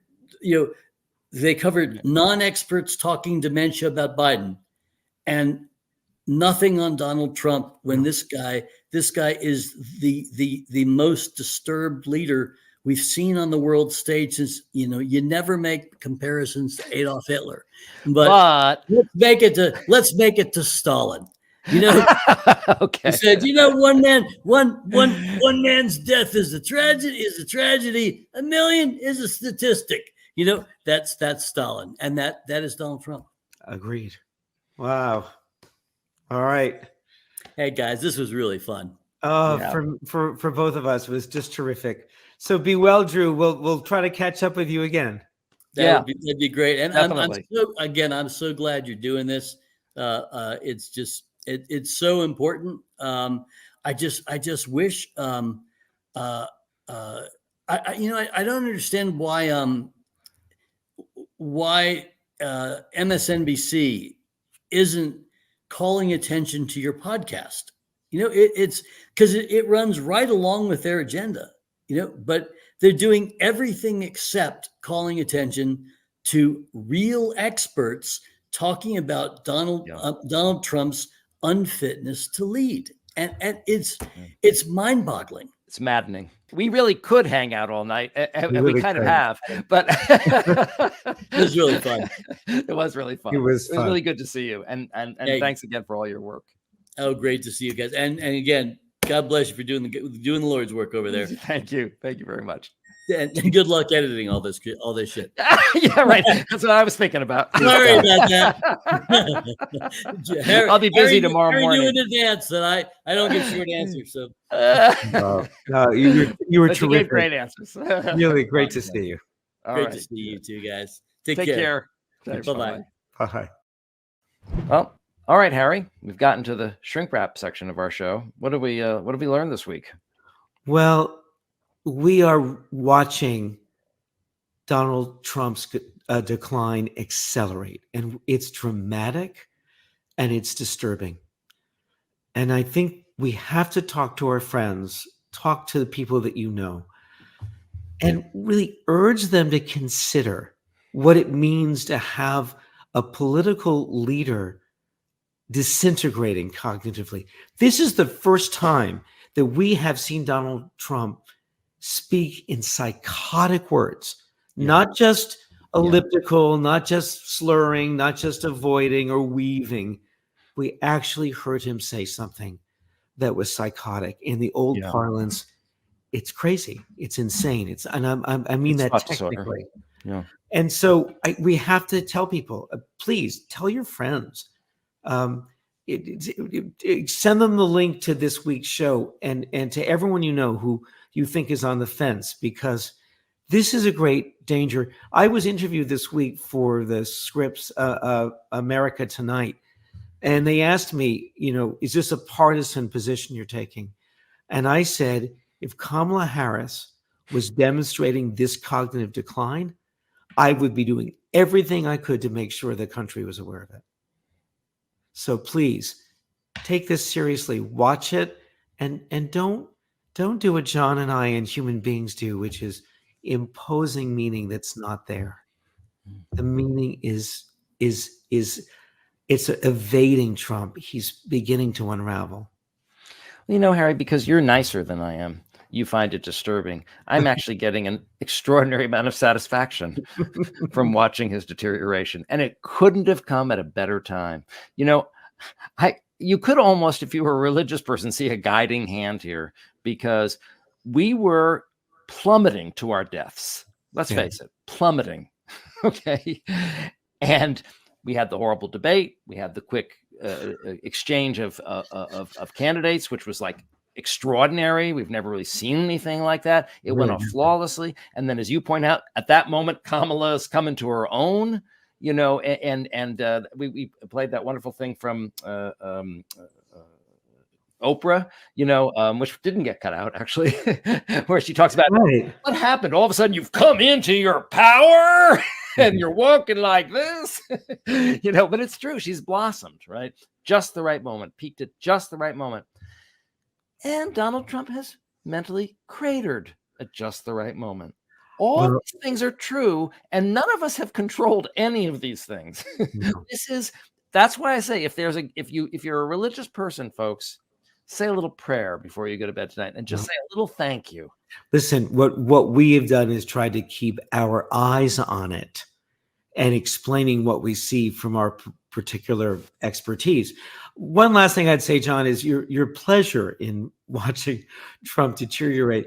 Let's not forget what Drew Westen taught us, right? That the great leaders are a combination of strength and warmth.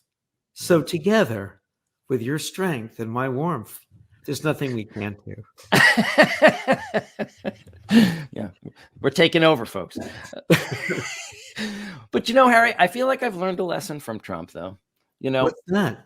Well, people have said maybe he's too old to be president, and some people have said that about us. Maybe we're too old to be podcasting. Because we're getting to a point where it kind of hurts my brain to make these words. Me trying to think, but me can't find the words, and yes, it hurts my head, and because we're getting old, and I just think our viewers love us so much. They do. They love us. I mean, look at the comments. Thank you. We love you too. We love them too. We love them too. And so I know that our viewers won't abandon us if we lose the ability to speak, because we're so wonderful and they love us so much. All we need to do is sway to the music. That's it. That's all we have to do. And so, folks, we didn't warn you about this, but we're doing an extended show today. We're going to have 39 minutes of music. And Harry and I will interpretively dance for you for 39 minutes. Hit it, Rex. Look away, Dixieland.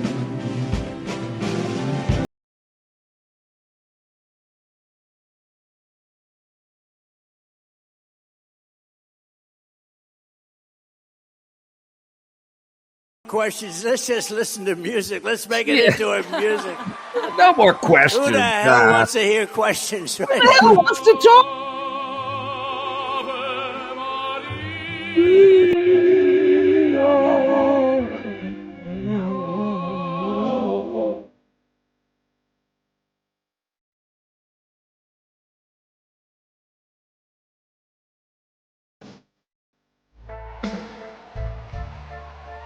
This is a man's world. How about this? Especially if you're a Republican. We'll play YMCA and we'll go home. Ready for the double jerk?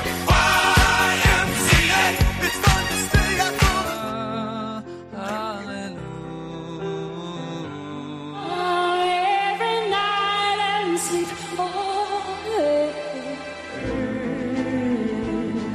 Look away, Dixieland. Doesn't get old.